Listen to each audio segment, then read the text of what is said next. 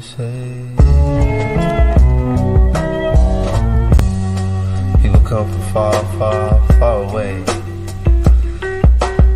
find their dreams, chasing down these meteors and comets called dreams in the sky of life.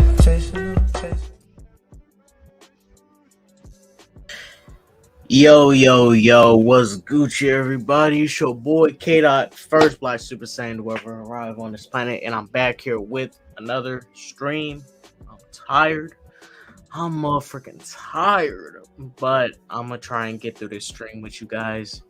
Talk about this whole Zack Snyder stuff. Zack Snyder, he's back. He's back.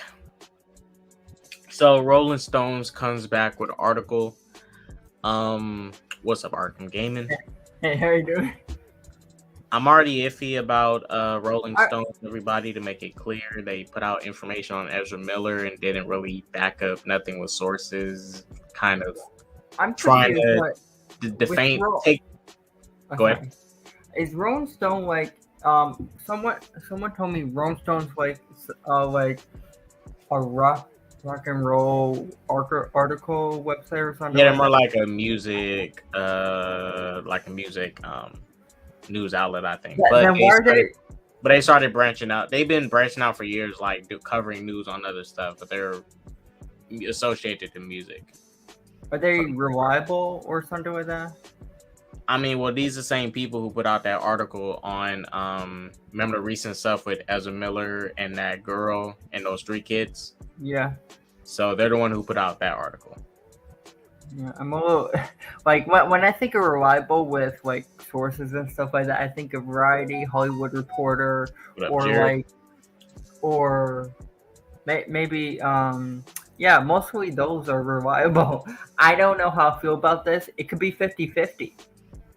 Yeah, more so, I usually stick with like especially when it's like this type of stuff, Variety, Deadline. Who else? There's another one, Hollywood Reporter. Those are 3 main ones I stick with usually. Yeah, let's get into reading this article and seeing what they're talking about. So, title of this, guys, is Exclusive: Fake Accounts Fueled by the Snyder Cut Online Army. I hate the exclusive things. Zack Snyder was becoming increasingly agitated over the course of several weeks. In the spring of 2020, the director repeatedly demanded that the names of 2 producers, Jeff Johns and John Berg, be removed from his upcoming recut of Justice League. So he's talking about Zack Snyder Justice League. Yeah. I don't know if they're. I didn't go back to look at the credits. You guys can go look if you want. I really don't care to go look, but their names are still in it. Technically, it makes sense if their names are still in it because before John Berg did leave, he was technically a part of it. Jeff Johns' names will be still part of DC movies because, like, he is part of DC. Yeah, and they was both there for the filming of even his cut, and so all their names are going to go on each cut. They was there for the process of filming all of it. I understand that why he wants to take them off, but like, it's not like John Berg and Jeff Johns was not there for his cut of the film when it was being filmed. Like, if you took John Berg's name, that wouldn't be a big deal. But I don't think they would ever take Jeff Johns' name. They took both their names off. Their names were removed. They were? In the Snyder Cut? Yeah. You gotta wait till you get through it. Yeah, because then it talks about what it's funny because like, remember when 2 years ago when we did that, I did that stream talking about all the stuff that it seemed funny that Fisher and him was working in tandem. But just wait till they actually bring that up in the article. Yeah. Well, let me get to that part. I know you got a while because it's long, but yeah. Seems very long. His high-powered CAA agent began calling Warner Brothers daily to check on why the pair hadn't been exercised from the list of credits. Simultaneously, Snyder's wife, Deborah, Another producer on the film started pressing an executive in the studio's story department with the same directive. Snyder missed a couple, asked the studio to intervene after a personal plea, but Johns and Berg was ignored. On June 26, 2020, Snyder had enough. According to multiple sources familiar with the matter, Snyder confronted an executive in the studio's post-production department and issued a threat. Jeff and John are dragging their feet on taking their names off my cut. Now I will destroy them on social media. Okay, so that's what he said to a executive. Like I say, this stuff is happening. You know, this information you're getting now, stuff can be paraphrased differently. I don't know. This could be the exact thing he said. I do not know. It's been a long time since that shit happened. So, you know, person could be paraphrasing. I don't know if he exactly said this, but maybe it may be true. Maybe it may not. I don't know. Do I think it might be true? Yeah. I mean, I wouldn't be surprised. I'm not saying you need to say if it's true or not, but how do you feel about this quote? Everything that was going on at the time, it does seem very credible to me. Like he could have said that. Right. I mean, it make like it might not have been that exact I statement, understand why he would say it. I understand it. I mean, I remember what that's. You remember what it was like, you know? I totally understand how, you know, I totally understand how pissed he was, and you know, hey, I'd be pissed too if I was in the same position, you know. But it's like neither sides could come together from jump. It seemed like because everybody was just differing, had different visions on what they wanted. You know, it was no synergy. So all this stuff was bound to just end up this way anyways.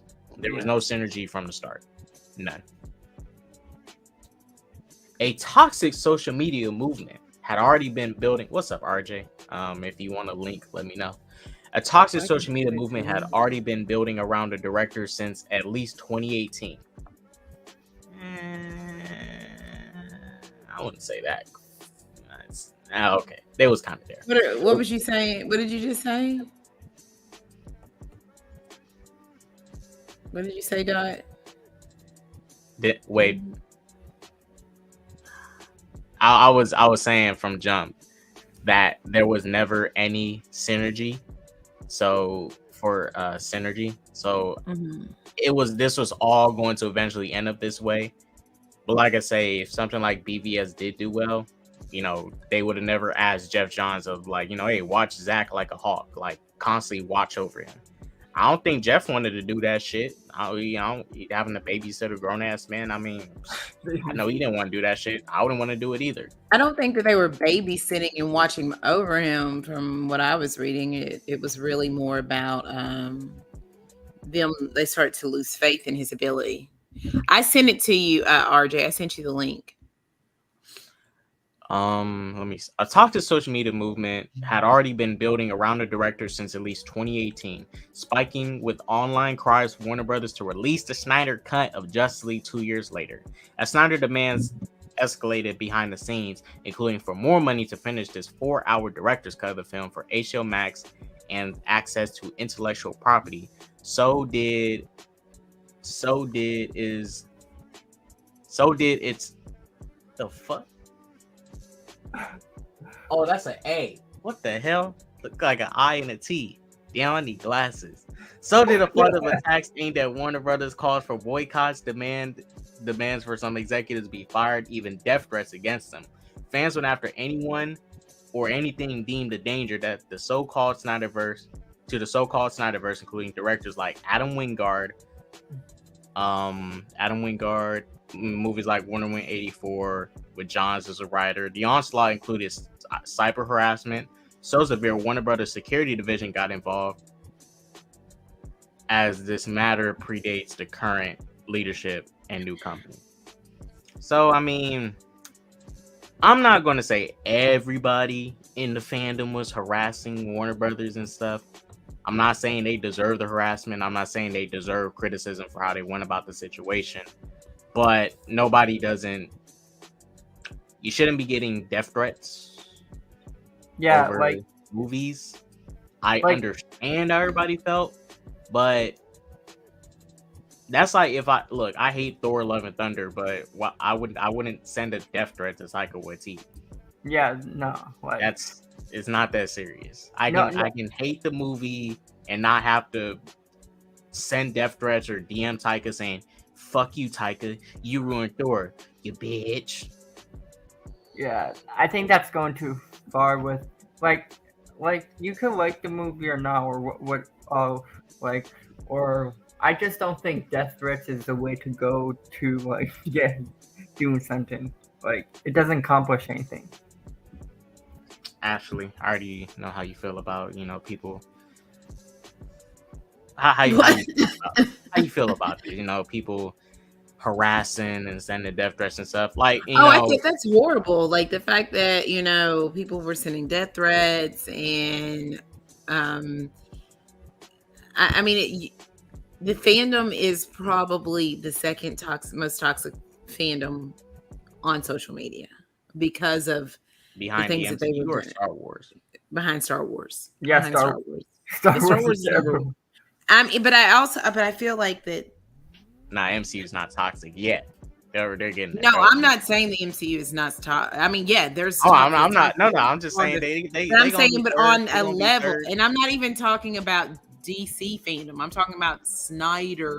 Yeah. Like it's separate. Like I don't lump the Snyder fandom in with like the DC fandom. It's like it's a faction of it, but like I don't consider that the overall DC fans really that are acting that way.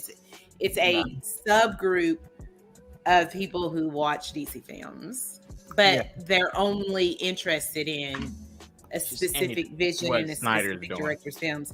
And yes, when you're like displaying images of people being beheaded and things like that, the way that you attack people, sending death threats, yes, they are toxic. And I won't say it's the majority of the fans, but it's the majority. I would say it's the majority of the ones that are on Twitter and social media daily, not those casual people that are on social media, I would say. Yeah, the major ones. And I discuss, the big names. And I'm like Captain America. I don't like bullies. I don't care where they come from, Yeah. RJ's here. What up, RJ? Hey, what's up, guys? Good morning. 2 MCU fans, 2 DC fans. Hey, listen, I am a fan of Zack Snyder's Justice League cut. I do enjoy that film. RJ, why are you lying, bro? I have the message where you said, "I hate the Snyder cut. It sucks. Why is Darkseid gray?" I got those DMs, man. No, those DMs are doctored, man. I swear. Yeah. Sure, who made him? Eddie? RJ's a Snyder bro. What are you talking about? I'm just joking. And as the mayhem built, many insiders question how organic the Snyderverse Legion really was. According to 2 reports commissioned by Warner Media and recently obtained by Rolling Stone, at least 13% of the accounts that took part in the conversation about the Snyder Cut were deemed fake, well above the 3 to 5% that cyber experts say they typically see on any trending topic. In public filings, Twitter has estimated that the percentage of daily active accounts. Can I say something before we continue? That is the thing or people are being hyperbolic online. So when you think about it, it's only 13%. And a lot of people are like, "Oh, see, it's the majority. It was all bots. It's all bots." 13%. Well, yeah. Well, 13% is a lot when it comes to social media. Typically, you see about 5%. Well, on Twitter is still saying that there's this roughly around 5%, but I'm still saying that 13% is not a large number. Okay, maybe in the context of this specific fandom, but I think that people are being really hyperbolic with saying, "See, none of it was real. It was all fueled by bots," when that's not the case. I mean, yeah. There was some there's genuine real accounts that was, supporting and showing love. I don't know. It's just funny. I was like that.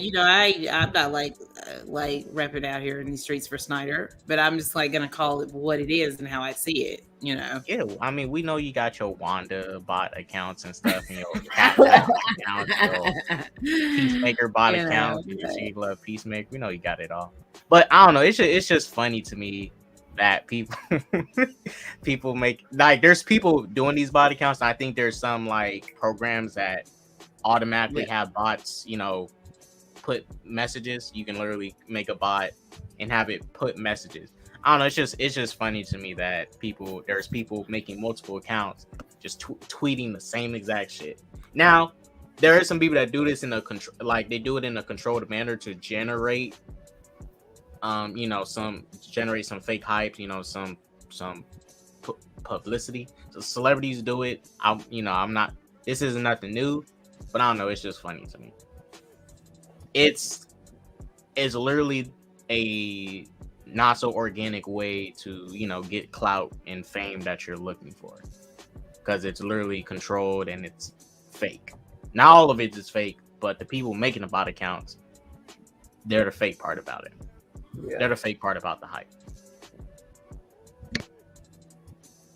Snyder got caught red-handed. LOL, shady motherfucker. That's the part to me that's really damning, and all the stuff that you, myself, and others speculated 2 years ago. Remember, it's like it feels like this stuff is almost being confirmed, because we all were saying this 2 years ago, and we were called Snyder haters. We were crazy. Remember, Dot? Hey, Ashley, look. To be fair, I was under a spell. I didn't believe in that shit I said. No, I'm joking. Yeah, we were all. I didn't get to the part where I didn't get to the part where y'all got to, because y'all seems like you and RJ already read this. I read it. Yeah, I read it already. So I'm nowhere close to like the big reveal of shit, right? Yeah. Well, I'll be quiet. I thought. No, I'm just saying, like, I'm nowhere close to the big reveal. That's the moment where like Snyder gets, kind of caught in his own bullshit. Ashley. Yeah, but Willie, Jody is lying. He did not know this 3 years ago. This was all speculation and us inferring timing and how things that were going. Yeah, only thing he had was that conversation with Clay Enos. And that was it. And that was everything it. else was us inferring based off that's unless he put some other news out that I don't know about, but no, he's just like acting like he knew it. No, it was all like what we thought and based off things that we were seeing and we were making and we were inferring and putting dots together. Like I did a whole stream and broke down each thing in according with the timeline, the release of things. But no, he did not know 100% anything. That's a lie. Sorry. Please continue. Two firms contacted by Rolling Stone that track the authenticity of social media campaigns Q5ID and Graphica also spotted inauthentic activity coming from the Snyderverse community. And yet another firm, Alethea Group, found that the shit. This. You need me help you read? Does anybody want to take over right now? I am tired. I can take over. Where are we at? Go ahead, RJ. We're at the forest right here. Can you want to blow it up a bit so we can blow that shit up? So you guys, I'm sorry. I was just gonna say, get rid of that freaking. You're running out of free articles thing. Yeah, take that thing at the bottom off. Ain't nobody. Yeah, there we go. All right. Who claims before SnyderCut.com? Oh. Wait. I'm going back. You done messed up. Yeah. Right, no, it's cool, Willie. I just thank you for being here, Willie. We appreciate you. Right here, RJ. Yeah. All right.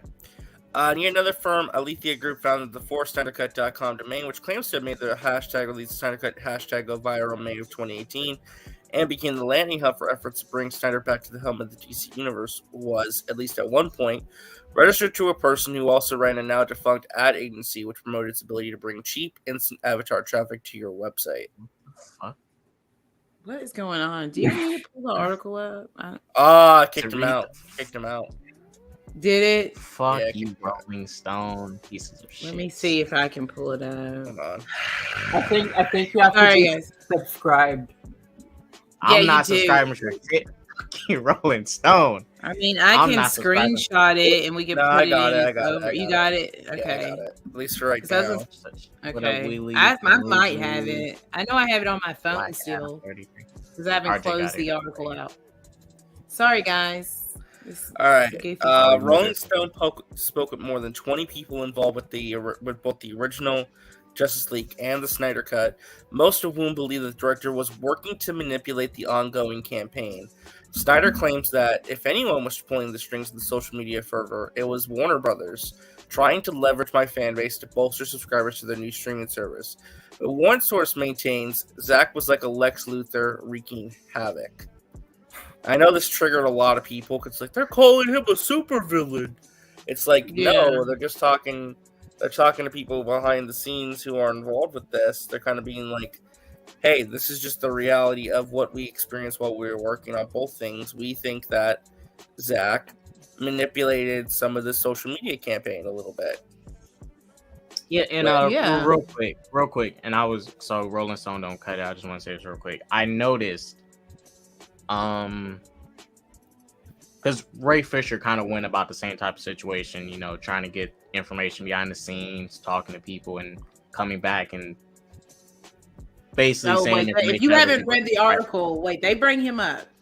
I'm telling you. What I'm trying to say, it's just weird how people are trying to discredit this lady for doing the same exact thing Ray Fisher was supposedly doing, and saying like, oh, these sources are bullshit, blah blah blah. But it's like, I mean, I'm not saying all this stuff is true, but she went behind the scenes to talk to people and get their side of the story.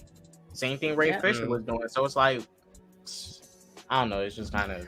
There's something I'm going to bring up in a little bit, actually, in regards to the Ray Fisher thing. You're going to be like, I knew it. Because there's some shady shit. There's some shady shit. Stuff we were saying, Dot. I'm sorry. Keep going. I can't wait for him to see it. Yeah.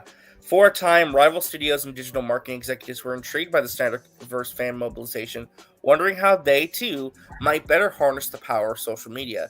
But soon many came to question what appeared to be suspect activity.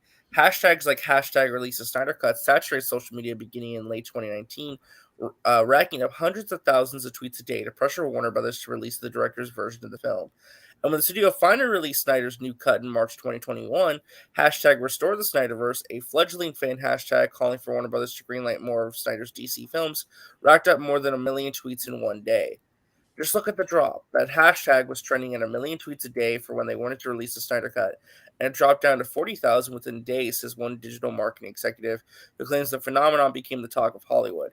You don't see a drop like that organically. Instead, the executives say it appears to be, instead the executive says it appears to be a classic example of weaponizing a movement. So, does that sound familiar? Weaponizing a movement. Sounds very. So then it goes a little bit into some history things here. In mid-January 2021, 3 months before the Snyder Cut of Justice League was finally released, an Instagram account with the handle @Daenerys I Lust posted a gruesome image depicting the decapitated heads of John's DC Films president Walter Hamada and former Warner Brothers Picture Group chairman Toby Emmerich. The image rapidly circulated among the fandom, with Snyderverse devotees even tagging social media accounts of some of the children of the trio. It was alarming posts like this that prompted Warner Media, concerned about the safety of its employees, to take the unusual step of quietly commissioning a series of reports from a third-party cybersecurity firm to analyze the trolling. That, I think, is pretty bad too. Because you guys remember that decapitation thing, right? It was the pictures of Wonder Woman holding up their heads, right? Yeah, and if I remember, the person who drew it, he wasn't exactly because he wasn't exactly a Snyder fan or like a DC fan. He just he was fucked up for what he did. But it wasn't clear what he was because he wasn't really a Snyder fan for a DC fan. It was weird. Guess he was a kind of a fan of both, but just it was never really truly confirmed what side he was on really with that. Yeah. But he was clearly against WB executives. Mm-hmm. Yeah, and I have something to talk about too in a minute when it comes to how Zach has already responded, which I think doesn't make him look good either, but that's later. The thing on Vero. The thing on Vera, I think, is pretty bad. Yeah. But we'll get there later. The reports had taken on a mythic status within the Warner Brothers. Some doubted they even existed, but a small group at the parent company did have access to them. The main report, dated April 2021, entitled Snyder Cut's social media presence, offers a chilling glimpse inside the powerful movement. After researching online conversations about the Snyder Cut of the Justice League's release, specifically the hashtags release the Snyder Cut and restore the Snyderverse on Facebook, Twitter, and Instagram, the analysts detected an increase in negative activity created by both real and fake authors, the report concluded. One identified community was made up of real and fake authors that spread negative content about Warner Media for not restoring the Snyderverse. Additionally, 3 main leaders were identified within the authors scanned on Twitter, Facebook, and Instagram, one leader on each platform. These leaders received the highest amount of engagement and many followers, which gives them the ability to influence public opinion. Furthermore, the report stated many authors were spreading harmful content about then Warner Brothers chairman Ann Sarnoff, who had called the fan trolling reprehensible in an interview with Variety, with the majority of authors calling her a liar for the claim that there is no Snyder Cut of the movie and calling for Warner Media to fire her. These authors also started using the hashtag boycott Warner Brothers. Another internal report found an active subcommunity that was attacking Johns. Rolling Stone asked 3 other cybersecurity and social media intelligence firms, including Q5id, to crunch Snyderverse-related data from the months leading up to the Snyder Cut's 2020 release, looking for indications of inauthentic social media activity. Such activity could take a number of forms, including attempts to manipulate discourse involving human-operated networks of inauthentic accounts, or the use of software to automate account posting and engagement activity, often referred to as bots. Q5ID Chief Information Officer and Chief Technology Officer Becky Wanta says her firm's analysis indicates there's no question that bots were involved. Wanta explains, there are certain patterns that bots give off that we saw here. They arrive at almost the same time in huge numbers, and many times the origin of thousands or even millions of messages can be traced to a single source or two. Sometimes they can be traced to unusual servers in remote countries, and their content will be precisely similar. That means that fandom, amplified by fake accounts, helped shake down a major studio at an ultimate cost to Warner Brothers of more than $100 million to re-release a movie that had already bombed years earlier on a streaming service. Mm-hmm. Yeah. Now, I'm not saying they couldn't put out the movie. You know, I think Zach did kind of deserve it, but not in this way. But you know, it's like shit waste of money for a streaming service. Yeah, with a big budget movie like this. The campaign didn't end with the March 18th, 2020 release of the Snyder Cut. The Wrap reported in May that bots may have factored into Snyder winning 2 fan favorite awards at this year's Oscars, and according to the social media firm Graphica, the pattern of a mostly organic social media fan frenzy, augmented by a small number of inauthentic accounts, is still playing out. We see clear signs of coordinated online activity from May and June this year. The multiple communities push hashtags promoting Zack Snyder to writing Warner Brothers. Avnesh Chandra, a data analyst at Graphica, tells Rolling Stone. As examples, Graphica points to accounts that seem to only barrage Twitter and the replies of Warner Media's social media accounts with constant pro-Snyder hashtags. Chandra downplays the effectiveness of that inauthentic activity, knowing that many of those accounts are spammy and fail to cut through the noise, but he says it's clear that there's some manipulation occurring. The bulk of this activity is made up of real and passionate users taking direction from influential figures in the pro-Snyder community, Chandra says. We rarely see these types of adversarial social media campaigns that are driven by real people coordinating online. When you kick the hornet's nest of a large, engaged, and confrontational fan community, that can be just as, if not more, scary as facing down an army of fake accounts. So, what do you guys feel about that? Because that's like all the information about the bots, and then it kind of goes in like some of the behind-the-scenes history at this point. I mean, as far as the bot situation goes, I 100% believe that majority of this shit is manufactured the way it is. I'm gonna give a quick example. There was an artist, XXXTentacion. Now, when he was blowing up, him and his group purposely, members only, they would make fake accounts to stir up some shit, right? And it was back in 2016 to stir up some shit and help boost his music career. We found this out in his documentary. So I'm not even shocked that this bot shit is like this. I 100% believe it. I'm not even shocked. These fandoms, these celebrities, these people in Hollywood, they do this shit just to generate hype. Yeah. Ashley, what do you think about the bot thing? I mean, I remember talking about it with the Oscar stuff, with the online, the fan favorite and what was it? The fan favorite award and the most iconic moment? It was the most cheerable movie moment ever, and best film of the year. And if they, and that with the Twitter polls. I remember discussing that, and then the first article from The Wrap came out about it being manufactured and bots being behind that. And then the next day, the Academy, stood by, those wins. But I'm really not surprised that that these things are fueled by bots. I think a lot of hashtags online are fueled by bot accounts to well, also too, the Snyder fandom knows how to manipulate the Twitter algorithm. Yes, and right? There are certain accounts who know how to kind of manipulate things in their favor to get stuff trending. Right, because they'll be like, you'll see Geralt tweet out something like, "All right, boys, let's start, doing this hashtag at this moment today." Or they schedule it. Like, they literally schedule this stuff. They schedule when they're going to hashtag. They make it public, too. They're doing it right now. They're doing it right now with the digital release. Geralt's, like, putting out tweets every 10 minutes in interims being like, all right, guys, get this trending. All right, guys, do this. All right, guys, do that. It's like, it's very coordinated. That's the one thing you can definitely say is that they know how to coordinate and they know how to, again, manipulate the Twitter algorithms. That's kind of what I kind of see from that. And then they bring up a point. I don't want to bring it up, but something that I always felt that this could be not just fueled by fans. That there's like a business element also to a lot of this. Yeah. Like I said, when, but it RJ hasn't got there. Yeah, I don't want to Yeah. put the head. The other thing I want to mention just really quickly too, and again, I want to preface this before I say this. I like Zack Snyder and I like Ray Fisher. Okay. But going all the way back to the beginning, right? Yep. On June 26, 2020. Okay.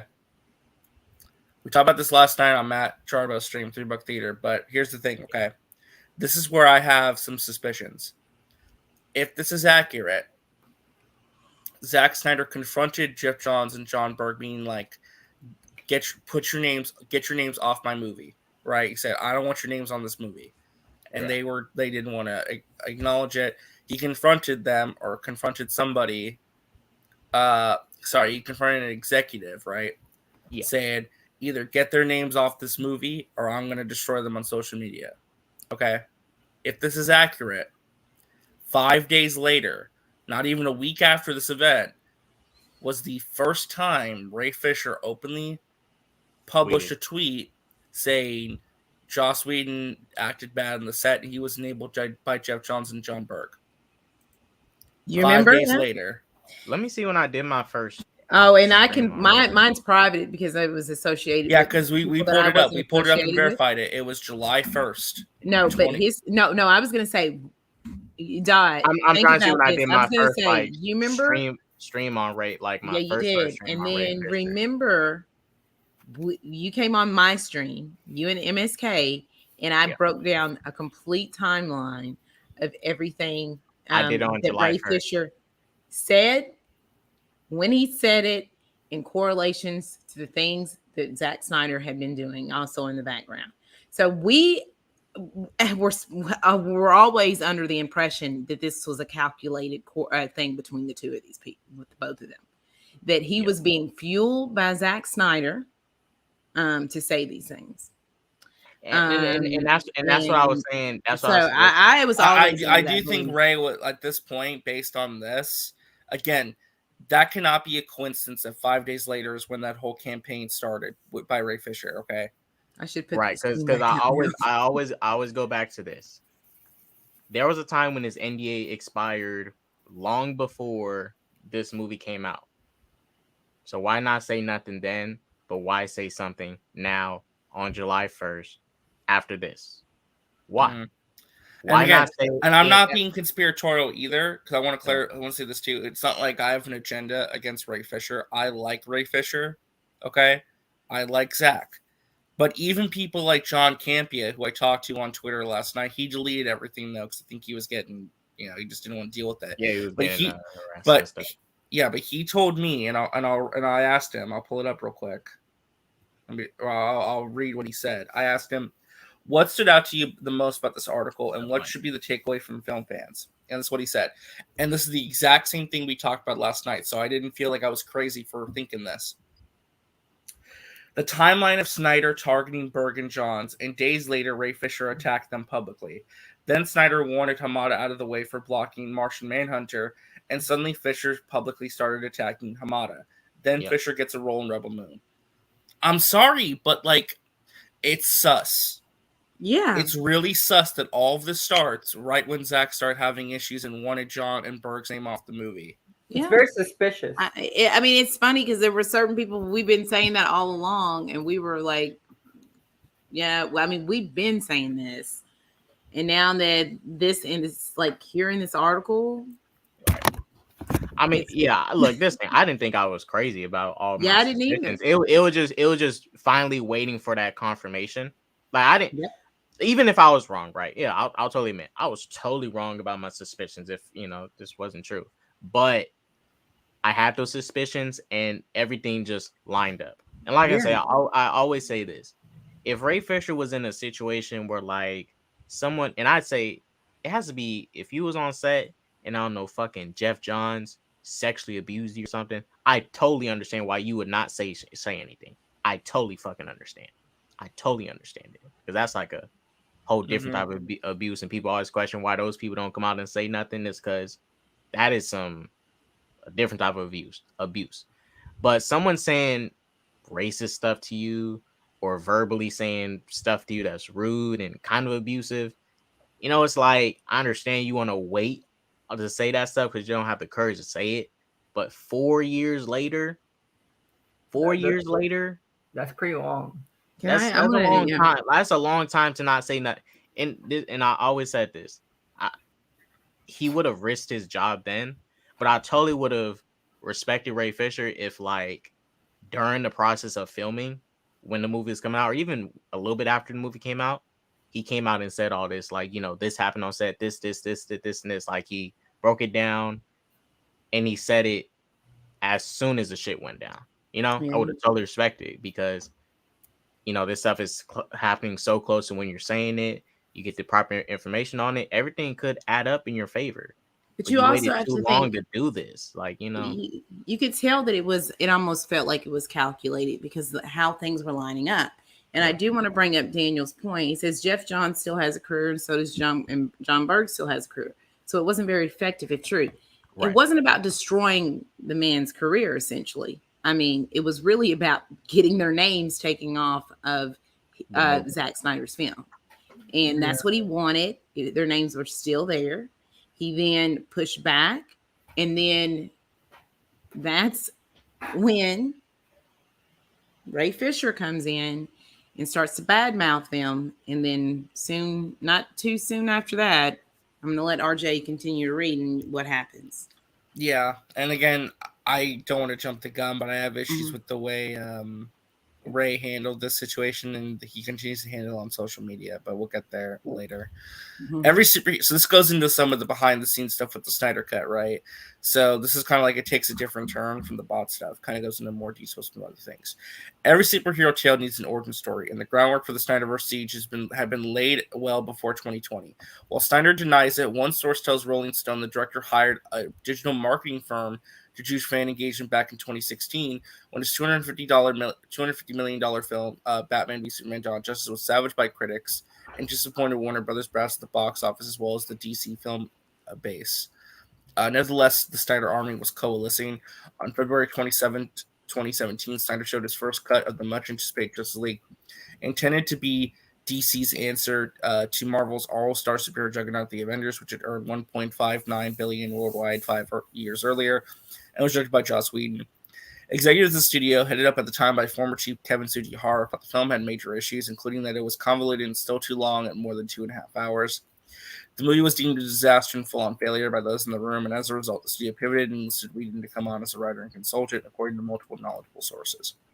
It was a humiliating turn for Snyder, who had once been entrusted with creating the architecture for the DC Universe and slated films, including Wonder Woman, Aquaman, and the upcoming The Flash. 9 days later, Snyder presented another cut to a smaller group. It was still well over 2 hours. Whedon gave notes on that cut. Some say Snyder wasn't receptive. Then in mid-March of 2017, Snyder, a father of 8, endured an unthinkable tragedy when his 20-year-old daughter died. Sully continued working to cut down the film while the studio had Whedon operate on a separate track to lighten its dark, super serious tone. Oh, sorry, what? No, I was saying rest in peace, Autumn. But you can oh yeah, absolutely.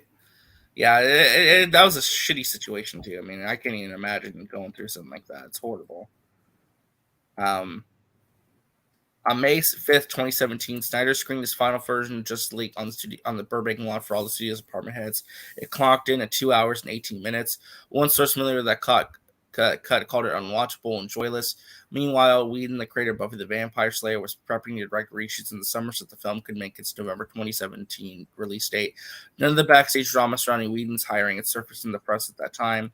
2.5 weeks later, on May 22nd, 2017, Snyder announced the news of his daughter's death and his exit from Justice League. His wife, Deborah, also said she was taking a break to focus on healing. In the last 2 months, I've come to the realization that I've decided to take a step back from the movie and be with my family, be with my kids who really need me. Zack Snyder told The Hollywood Reporter, they're having a hard time. I'm having a hard time. And that's completely understandable. Warner Brothers released Justice League with a star-studded cast of Ben Affleck, Henry Cavill, and Gal Gadot, and it was quickly proclaimed a disaster. Critics bristled at the schizophrenic result, a mashup of Snyder's brooding, violent R-rated version poking through Whedon's campy PG-13 incarnation. The film's $658 million global haul was an embarrassment given its $300 million budget. It was a flop. Right, it was a flop. Yep. So Snyder had created the architecture for the entire DC universe. He is responsible for casting Affleck, Gadot, Ezra Miller, Jason Momoa, Ray Fisher, and Amber Heard, and was a producer on various standalone and spin-off films like 2016 Suicide Squad. He was now on the outside. The studio was looking to take the universe in a different direction and was making plans to replace Affleck and Cavill. Cavill too, which I think is interesting. So not even they really want him. We want to answer Daniel's question. It seems odd to me that we've never heard any bad behavior from Snyder on all his other projects. He's had it before. I think that this is a little bit different. When you think about, this was his film, right?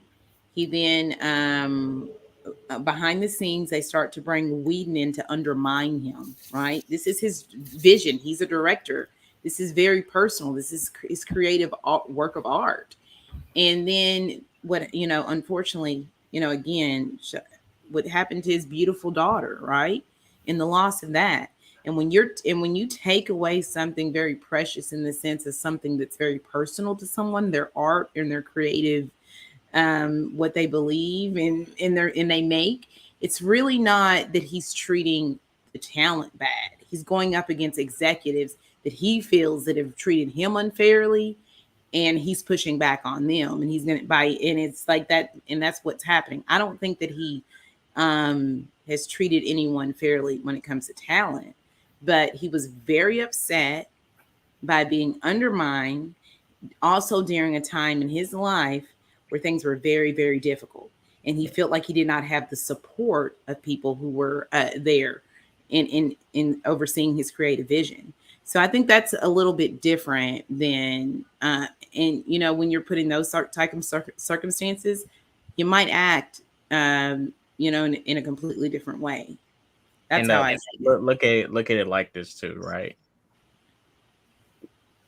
Joss Whedon didn't get destroyed the way he did with his career until he joined this messy production of Justice League, right? Now, it was already controversy and drama behind this, the universe, this movie coming out. Was it going to save the DC universe or not? Blah, blah, blah. I think and you gotta think about it like this. Joss Whedon directed Avengers 1 and 2. We never heard, Scarlett Johansson and them say anything bad about him because at that time, production was probably going good. Everybody was on the same page. There was no drama like this going on.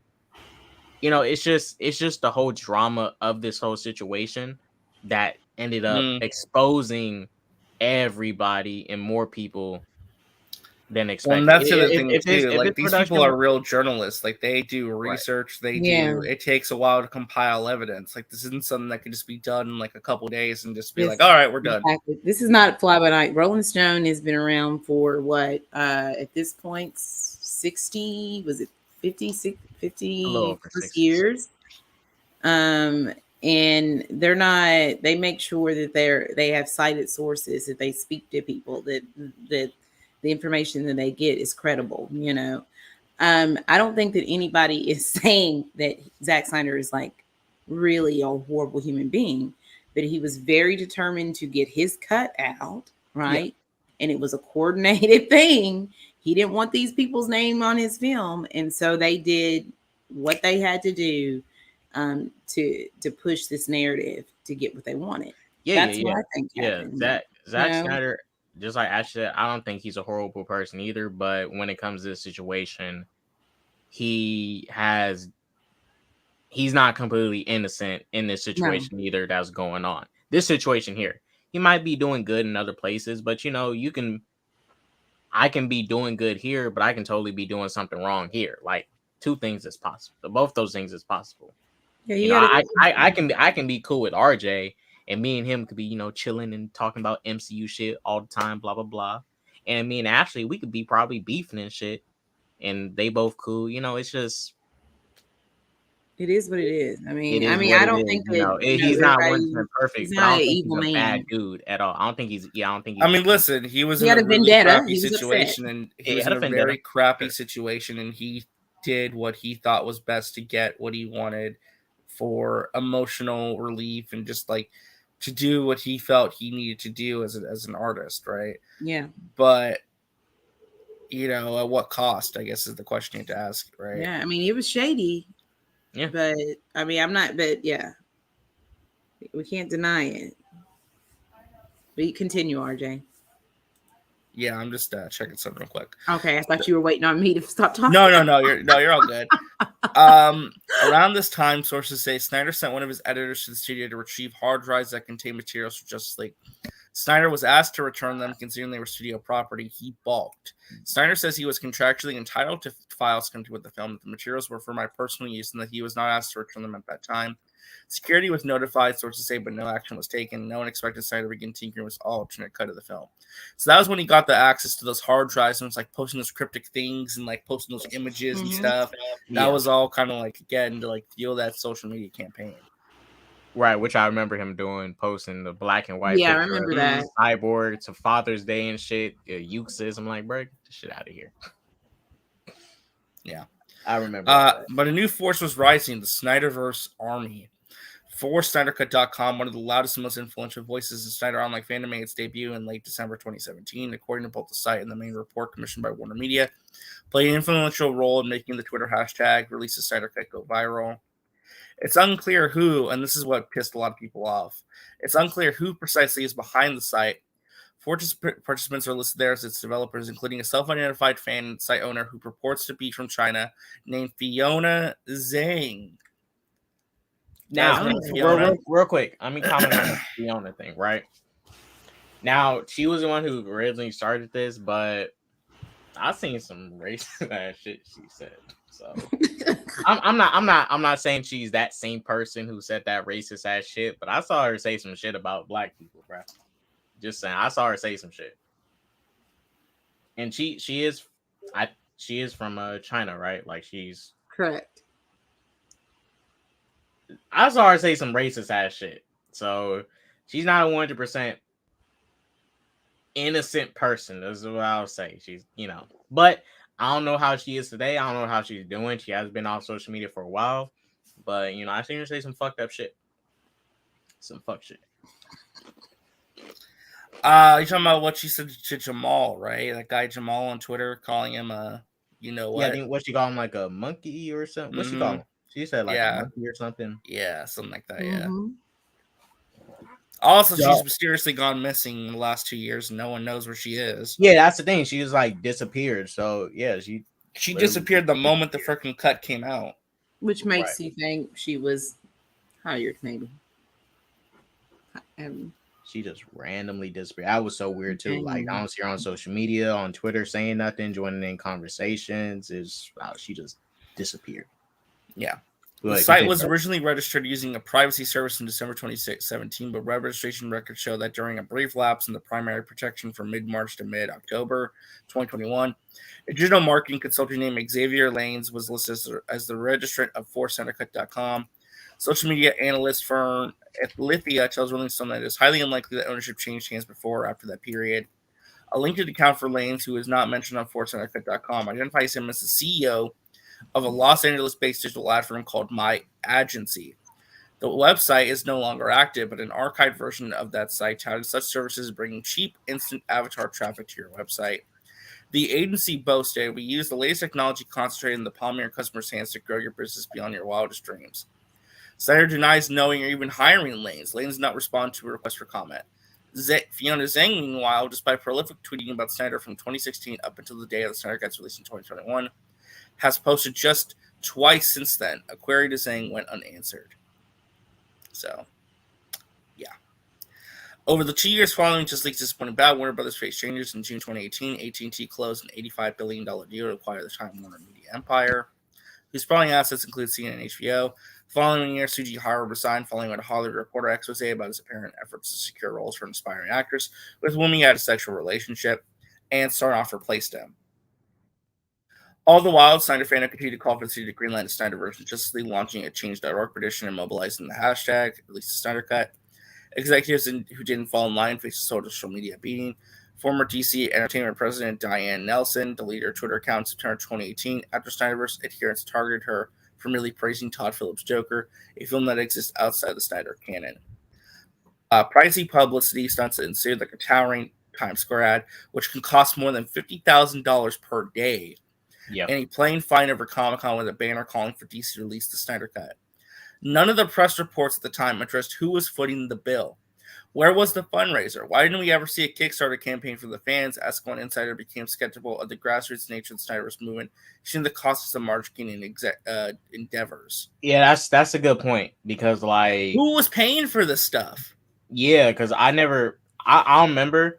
But I don't remember seeing any like links to campaigns or like where you can go to campaign for like the billboards. Because remember Garrett to Snyderverse? He started a Kickstarter being like, well, I'm going to use this money to pay influencers to tweet about Snyder stuff. Right?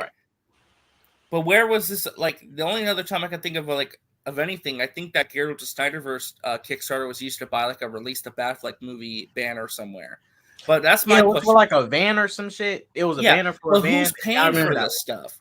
Right.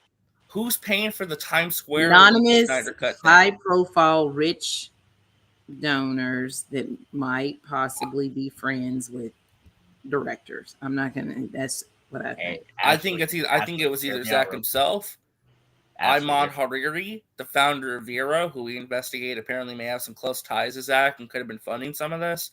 Yeah, this was not as grassroots. I just wasn't going to say but that's basically what I was saying. I just didn't. Yeah, I was saying close to directors. I was just not, I get you. Yeah, I'm just saying there may have been some corrupt shit going on.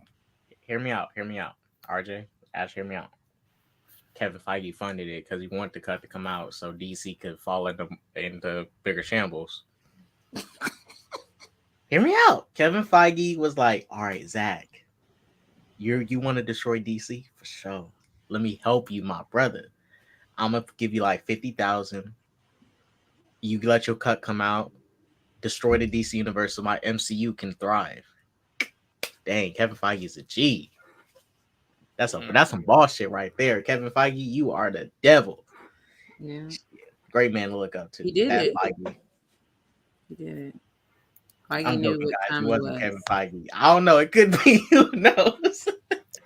But Who knows? The Like, billboard, I the would billboard, it the cost billboards $50,000 for the Times Square and the ad. banners started early on. Who paid for it though? Yeah, no one ever asks who paid for that. Because these are pricey things. These Watch ain't the just something you can documentary on just... cinema debate and the Snyder Four Cut movement. They literally explain it. Word. I'll check it out later if it's up. Yeah. Whatever I'll role check he it out. may or may not have played in the Snyder Cut publicity blitz at the close of 2019, Snyder sent his disciples into overdrive when he posted a picture of a set of film cameras labeled Justice League Director's Cut running time 214 minutes. Running over the picture were the words, "Is it real? Does it exist? Of course it does." One insider scoffed at the post. He refused to return the hard drives, which were studio property. This was just more orchestrated bullshit from Zach. So... that's what one insider said. The fandom, which had been dubbed toxic by such outlets as Vanity Fair and Vox, the latter noting it has far more in common with abusive right-wing campaigns like Gamergate than most of mainstream geek culture, continued to push and started to begin negotiations with Warner Brothers on Justice League Redo in January 2020. The plan was to release his cut on the in-development HBO Max streaming platform. Sources said the director insisted that no new footage would be needed. Keep that in mind. Yep. After Snyder screened the 214 version of his at his home right before the March 2020 COVID lockdown, HBO Max executive Bob Greenblatt greenlit the project, a move signed off on by new Warner Media CEO Jason Kilar. The company announced the film on May 20th, 2020, with Greenblatt noting, "Since I got here 14 months ago, the chance to release the Snyder Cut has been a daily drumbeat in our offices and inboxes. While fans have asked, and we will finally deliver." Silicon Valley transplant Kilar had raised eyebrows internally when he initially floated the unconventional idea of announcing Snyder Cut from his own Twitter account and having the director flown to Dallas to address the AT&T board. Some became even more concerned when the CEO, who was publicly bantering Snyder on Twitter, was told that Snyder was in possession of studio property, and they say he simply shrugged it off. Kilar says he never had the remotest thought to fly Snyder to Texas to address the board and says he would never shrug off someone having studio property. Still, Snyder wasn't satisfied, as John and Berg's names remain on the project as of summer 2020. Sources say the director blamed the pair for his losing control of the DC universe, and they replaced him to run the portfolio of superhero films back in 2016.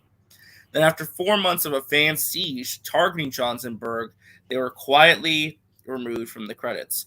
Snyder notes that neither he nor his wife have ever said anything negative about Jeff Johns or John Berg on social media or in interviews, and said they simply wanted the pair's names removed from the projects because this was not the movie they believed in, developed, or helped us to get made. He didn't have to because he got his attack dog to say all the bad stuff. And who was his attack dog? Ray Fisher. Ray Fisher. Yeah. And he didn't say it, but remember on Jimmy Kimmel, he pretty much said fuck Warner Brothers. Oh, Yeah. suck it. Yeah, he said suck it, Warner Brothers. Yeah. Yeah, he pretty much said like suck it, Warner Brothers. It's not, I'm not saying he's saying suck it to Jeff Johns and John Berg, but like we know that's towards them and other people that was in this process of keeping this movie from coming to fruition the way it did. Yeah.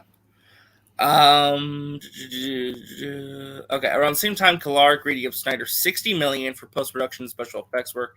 That figure marked a significant bump from initial reports that pegged finishing costs of $20 to $30 million. And here's where things get really crazy. What the studio didn't know at the time was that Snyder had already shot footage in his backyard at the height of the pandemic. Sources say the rogue shoot flouted COVID protocols and union guidelines. Snyder acknowledges 2 shoots were done in his backyard during the pandemic, insisting that both adhere to COVID protocols, and noting that 1 shoot was authorized by Warner Brothers. Furthermore, they say Snyder wanted an additional $13 million to cover additional production costs. Snyder pushed back as extra footage wasn't part of the deal. So that's all right. So I said, Hey, Anzo. What's up, Anzo? If you want to join, I put the link in the group chat. So this is what I always said, and this is why I was like, I kind of understand why Zach and Warner Brothers probably didn't have that relationship he did, because if you're going behind the studio's back to do shit you're not authorized to do, film shit, Because I remember he got mad at them for saying you could not film this Green Lantern scene. He got mad at them, and they said the cut wasn't going to come out because you're not.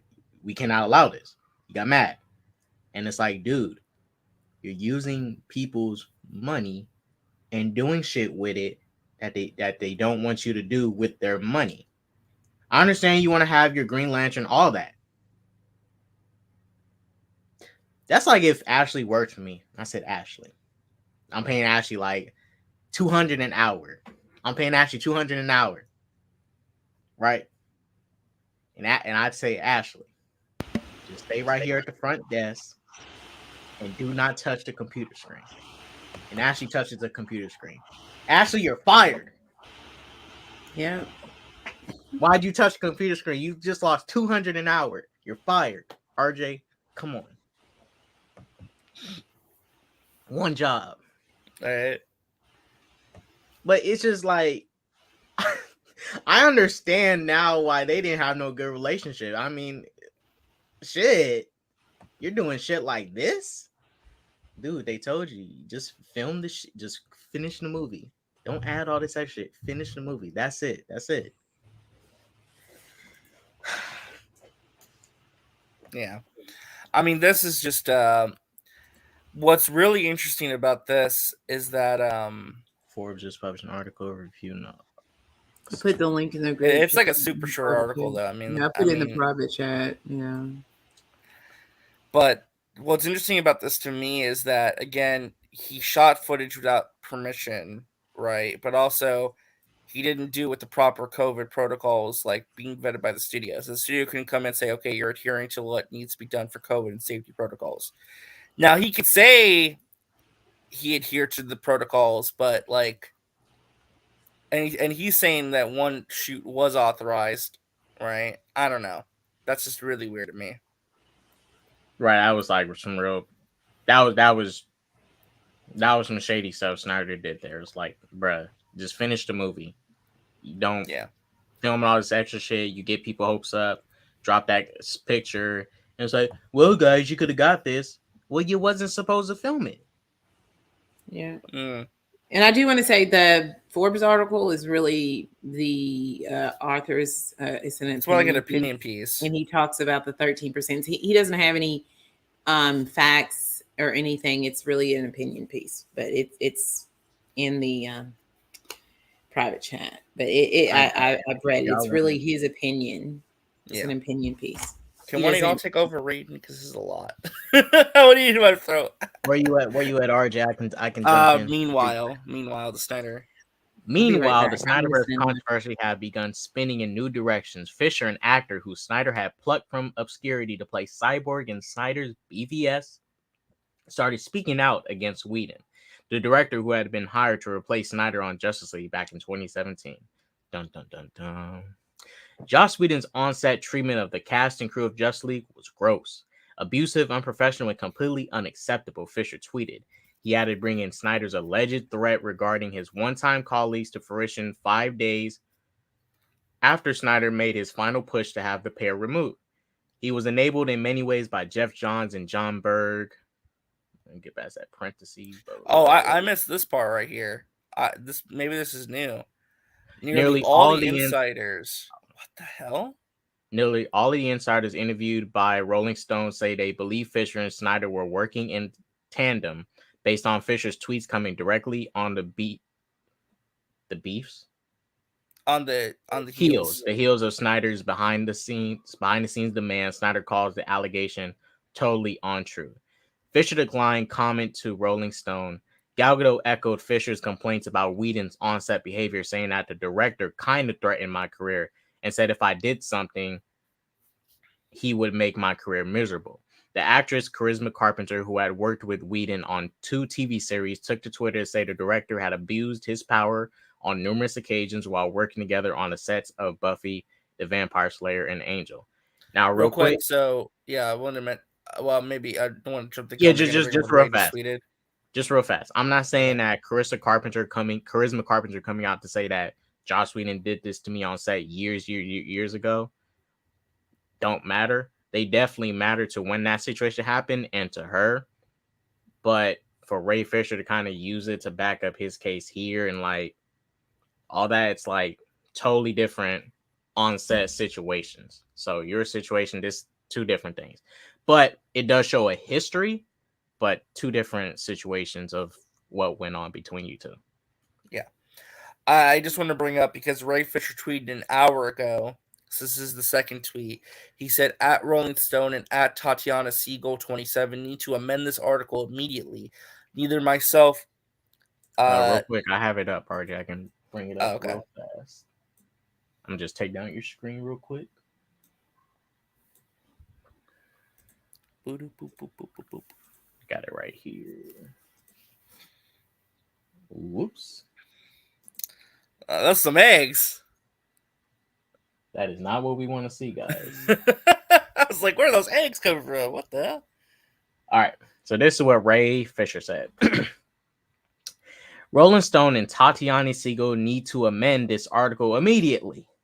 Neither myself nor anyone on my team ever declined to comment to Rolling Stone. Furthermore, this type of rumor mill reporting is offensive, dangerous, and willfully evasive of fact. Accountability over entertainment. Boom. Mic drop. Anyone drop the mic? Oh, damn. I guess not. No. Damn. I mean, it's just like, I mean, nothing. No, He actually, just- say it. I mean, he literally is calling them out and saying that they don't have any proof facts, that no one reached out to him. And then but when you started speaking and saying things publicly and in articles, you had no proof, no facts to back up anything that you were saying. And then you were speaking vaguely, 90% of the time. So I feel like, right, it's just. That's why I say that's how I feel about it. He can't tell these people you need to bring up facts and receipts because he hasn't done it all that much either. Like really not at all. That's how I feel. I have a major issue with him tagging Tatiana Siegel because maybe can you pull up his tweet from last night too, real quick? Because that was the tweet I took major issue with. I haven't even seen his tweets because the tweet that he published last night in the middle of the night responding to this, I took major issue with actually. Was it this one? That one. So he took issue back in 2021 because remember Tatiana used to write for the Hollywood Reporter. She broke the story about Kiersey Clemons to star in the Flash movie, and in there, Ray took issue with the fact that apparently they mentioned Zack Snyder in the article, right? As you can see there. I remember that. And she brings up this point later in the Rolling Stone article. So we're jumping a little bit ahead, but I just want to give like that backstory real quick. I have major issue. Okay. I got major issue with Ray tagging Tatiana, saying exclusive waiting reporter, which means she's a failing reporter. She's not failing, Ray. Tatiana Siegel's like she's an award-winning writer and journalist. She's broken major stories about Scott Rudin, about Harvey Weinstein, about the Me Too movement. Like, she's a very accomplished award-winning journalist, but whatever. Fails to overshadow the digital release of Zack Snyder's Justice League with the contrived hit piece Warner Brothers mourns. Sources say the reporter is still butthurt after being called out on lies in 2021. She's not butthurt. She's doing her job and being an investigative reporter. Right? So, and I have issues with tagging her in this because for somebody who spouts about accountability over entertainment, you are directly tagging her, and in the replies, there's people making memes about her being like getting sexual favors from Toby Emmerich, people making fun of her appearance. Like, you are directly doing what you're encouraging you're encouraging bad behavior, which is what that article was kind of talking about. How you're sort of causing more harm and harassment towards a woman. Like, she literally talks about how they're toxic and how they the things that they do on social media, and then they literally go on social media after this article was released and prove her, and makes the case for her. Because they're like posting pictures of her and and calling And her again, names. And I like thinking Ray. that- I like Ray, but I think that this is really an immature and petty way to address this. You don't have to tag her, right? She's already getting enough as it is. Don't directly contribute to the problem. Wait, what does this Rolling Stones argument article? Because I heard vaguely about it, but I don't know precisely. So, what's it said? So basically, what happened was that Warner Media, because of cybersecurity threats and because of some harassment that was going on towards their filmmakers and executives, including Adam Wingard from Godzilla vs. Kong, people like Jeff Johns, John Berg, and Sarnoff, they chose to investigate the Snyder Cut hashtag and the Snyder Cut social media movement. Rolling Stone obtained their report that was concluded recently, and it revealed that about 13% of all the Snyder Cut social media activity was not legitimate. It was actually bots. And they talked to sources behind the making of the original film and the Snyder Cut, who basically revealed there was some shady shit going on with Zack. Like what? With that Zach and Ray Fisher were working in tandem with each other. In order to get Jeff Johns and John Berg's name off the names movie. removed from the Snyder Cut. So, and if you remember, Nerdman, so in that, which is what I was saying all that time ago. That's what we were all saying, yeah. And RJ, that conversation that happened on June 26, 2020, right? Like it led up to that point, June 26, 2020. Mm-hmm. And July 1st, that's when Ray Fisher spoke out after Zack Snyder was having issues of getting Jeff Johns and John Berg off his film, like get them off the credits. Yeah. July 1st, June 26th, very close to each other. And that's when Ray Fisher first tweeted. So yeah. The thing about that as well, which I don't care what any Snyder fan says, I think Jeff Johns did a lot to actually help shape the Snyder Cut. I think he did a lot to help, in terms of like what happened with Whedon's cut as well. But I think that was forced on him by Kevin Tsujihara, who said, like, we've had enough of this Zack Snyder character. Have you got any, any solutions? And he came up with the Joss Whedon solution. But I think he was working extensively on that film. He mapped it out with Zack Snyder. That's what Zack had to even admit in this article that he mapped it out with him, right? And he never says. Didn't he do the storyboards for Justice 2 and 3 with him too? Yeah, exactly. 2 and 3 storyboards too with him. Yeah. And there's aspects of that film where I'm just like, that's not Zack Snyder. That bit where like Superman's, parents are saying, fly, son, and love the people and blah blah blah. I swear to God, that's Jeff Johns.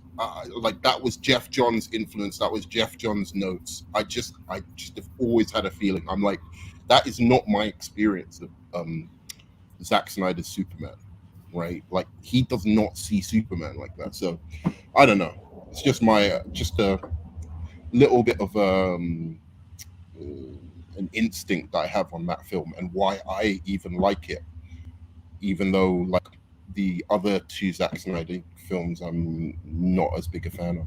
So, but anyway, I'm kind of curious as to you can continue anyway. But what's so they've basically said that Ray Fisher was put on by Zack Snyder to. We just read that part where it said nearly all the insiders interviewed by Rolling Stone say they believe Fisher and Snyder are working in tandem based on Fisher's tweets coming directly on the heels of Snyder's behind-the-scene demands. Snyder calls the allegations totally untrue. Fisher declined comments to Rolling Stone. Now, Ray's going on social media saying that they never reached out to him and this is a lie, but obviously, I don't know. Oh, he should sue them then. He won't, though. He's not going to. Both him and Zack should sue if they really have an issue with this article, but neither of them will. Right, yeah, they have an issue, take it to court. If you... Well, then more things have to come to light. More people will have to testify. It might not look so good for them in the end. Right. So I think Jeff Johns should take it to court. I think Josh Whedon's a bit of an asshole, but like the whole racism thing. Jeff Johns definitely should Just take look- if he has a lot of reason to take this shit to court if he wanted to. Just look at. Has anyone ever just read the article and accusations that Ray Fisher has put against Jeff Johns? It's so ludicrous. Outside of ruining the film, which these things happen, I do say, that wasn't the greatest thing to do. But outside of ruining the film, any of the accusations about like his behavior are ludicrous. Like his behavior towards Ray Fisher, i.e., him being some kind of racist or whatever. He could act like Quasimodo. How is that racist? That's actually dead on true about Cyborg. He is a Quasimodo. He is. Like, how do people turn that into something? I just don't get it. I mean, if Cyborg wasn't a Quasimodo, I'd say okay, then it's not racist, but it's not true. It's like if you call Jon Stewart a Quasimodo. Guys, I'm coming back in like a few minutes because I have to get off the train. But I'll no come back. I seen a bit Nerman. Man, y'all saw Nerman in his white polo, man. He looked. I know good. he's like flexing. He was showing it off. You see that? Yeah, he's going. He's going to work, isn't he? Yeah, I think he is. I think he had a change. Merman has a job. I thought his job was showing for this movie 24/7. That and I mean, yeah, and writing Zack Snyder love letters. He's gonna kill me. Yeah, that's what he does for a living. All right, I think we're right here where the Whedon part. If wants to read, I'm gonna drop Nerman out for a second and bring him back. Okay. Go ahead, RJ. Yeah. Whedon has denied these accusations against him. As for Fisher's subsequent charge, the top executive participated in blatantly racist conversations surrounding the film. According to people who'd been in the room, an external investigation conducted by Catherine Forrest, the law firm Kravitz, Swain and Moore, and concluding December 2020, found no credible support that there were racial animus at Warner Brothers and cleared Berg, Johns, and Emmerich of such charges. So, there's that. That same month, a battle was also brewing between Snyder and DC Films president Walter Hamada over a Snyder Cut arc involving the character Martian Manhunter. Now, here we go. Okay. Now, all of a sudden, Snyder is having conflict with Walter Hamada, right? Over this Martian Manhunter thing. I remember that. Yeah. So, it wasn't just Green Lantern, it was also Martian Manhunter, which this is new information because we didn't know about this. Sources say the character never appeared in the script, leaving the studio blindsided. Hamada demanded the footage not be used. DC had other plans for Martian Manhunter, didn't want him wasted in 2 random scenes. But sources say Snyder threatened to delete other footage if he didn't get his way. Snyder denies this and adds that he had no ability to do so. At the same time, Fisher turned up the dial on Twitter, taking direct aim at Hamada, calling him the most dangerous kind of enabler. In February 2021, Kravitz Force released a statement absolving Hamada of any wrongdoing. Warner Brothers also released a statement noting that Hamada was at a different Warner subsidiary when 2017 Justice League was released. Fans posted such incendiary images as Hamada and Sarnoff, who had been fighting for the removal of the unauthorized footage, photoshopped wearing Ku Klux Klan robes. So here's the thing. I didn't see that footage. I didn't see the picture of them in the Ku Klux Klan robes. I guess I missed that one. But you've seen the memes though, the Hamada. Yeah, I seen the memes, but I didn't see the Ku Klux Klan one. But here's where things are weird for me. Okay, are you noticing a pattern, K-Dot? Yes. Every single time Zach has an issue with somebody while he's getting this cut made and finished and released, Ray Fisher suddenly goes after them and starts a social Exactly. media campaign against them. He's a little attack dog. And that's why. So with the This is Martian, crazy. with the Martian Manhunter thing, right? Now, I understand you wanted to have him in the movie, but you could have easily sacrificed Martian Manhunter in this film, and it literally changes nothing. It was literally it was only there for the fans. It was just fans. And like it Yeah, ruins the I'm whole not- scene with Martha and Lois. It diminishes the emotional weight really of that scene. If it's Right, 'cause Martha I did talking like to that scene until her, Martian Manhunter popped up. I'm like, really? You just suck all the like, emotional weight out. But I'm like, not saying you can't have him in the movie. I mean, I guess it's a But he cool was little wasted reveal, but for he does sure. nothing. Right, he was wasted. If he was in like the final battle, makes sense why you would have him here. He's a big part of the final battle. I would have put him in the final battle. Makes sense to put him there. He needs to show up. But fighting this hard for just 2 random scenes, it's like, bro, just One that was new footage. right, cut your losses and just release the cut.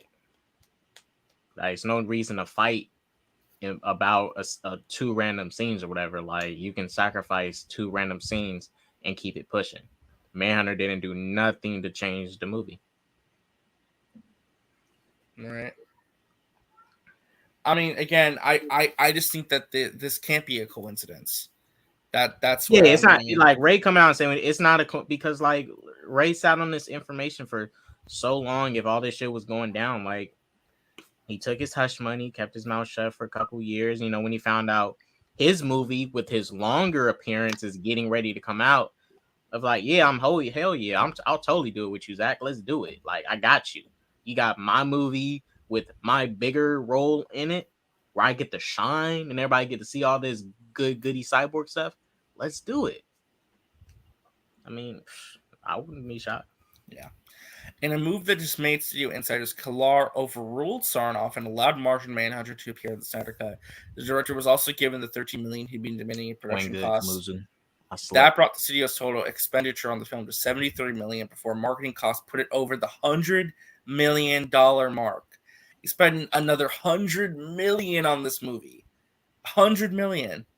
I thought it was a 70. They spent $100 million. That includes the marketing. Yeah, but yeah, you think you got to like, what's the initial cost, and then you have to add, around about, depending, generally 20 to 30 million for the marketing campaign. So yeah, that's about right. Yeah. That's $73 million while people were losing their jobs at the studio for a director's cut of a film that already lost hundreds of millions, notes an insider. Snyder's studio never would have released MI vs. Justice League unless it made financial business sense for them. I mean, I don't think it's fair, really, to like for this insider to kind of like make it seem like, oh, it's kind of crappy for them to release this while people are losing their jobs. I mean, Zach can't control that there's a merger going on. Yeah, that's not. Yeah, I agree with that. I think it's a little bad, hyperbolic. But for those who thought the Snyderverse mob would move on, they were mistaken. In early 2021, Fisher attacked Warner Brothers, then Global Communications head Johanna Fuentes, for some unspecified role in the Kravoff investigation. Fans then began harassing Fuentes, a woman of color, on Twitter and calling her an ouster. Remember that when he went after Johanna Fuentes and said that she was biased or something in the investigation? I don't remember what exactly he said. She was the she was a private investigator. Yeah. Yep.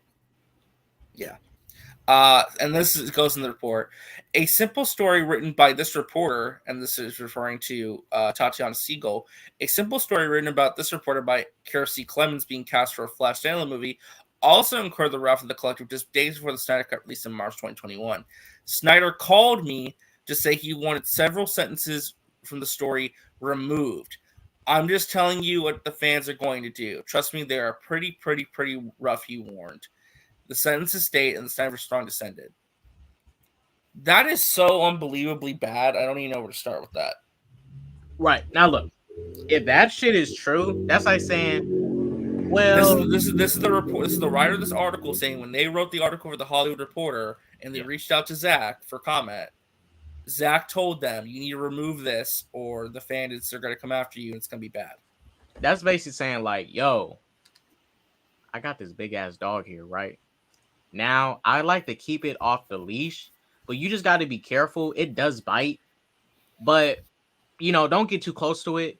I'm going to keep it off the leash because I want my dog to be off the leash. I to keep it comfy and stuff. But if it does bite you, just know, you did ask for it, but I'm just warning you. What the fuck? Oh, my gosh. I'm not saying this really is true bad. or not, guys. That's I don't really know. bad. I don't know. But if this is true, shit. It's basically being like, yeah, my fans are probably going to go after you if you don't remove this. It's kind of vaguely threatening in a way, in a sense, too, where it's like, yeah, he said they were rough. Yeah, it's like, he's like, I'm just telling you, the fans are going to get angry. Trust me, they're pretty rough. You should take those sentences out, right? Yeah, and that's that's why imagine if like Beyonce went online and said, let's say, I don't know, her and Rihanna started going at it. Nah, she said, let's say she started saying something mean about Rihanna on Twitter. And then she just says, ooh, Beehive, get this bitch. And they just started sending shit like, Rihanna ugly. Fuck you, Rihanna. Why you light skinned Rihanna? You trash. Why you from the Bahamas, Rihanna? Blah, blah, blah. Like, just imagine. Beyonce just say, go get this bitch. Like, just go get her. Sick 'em.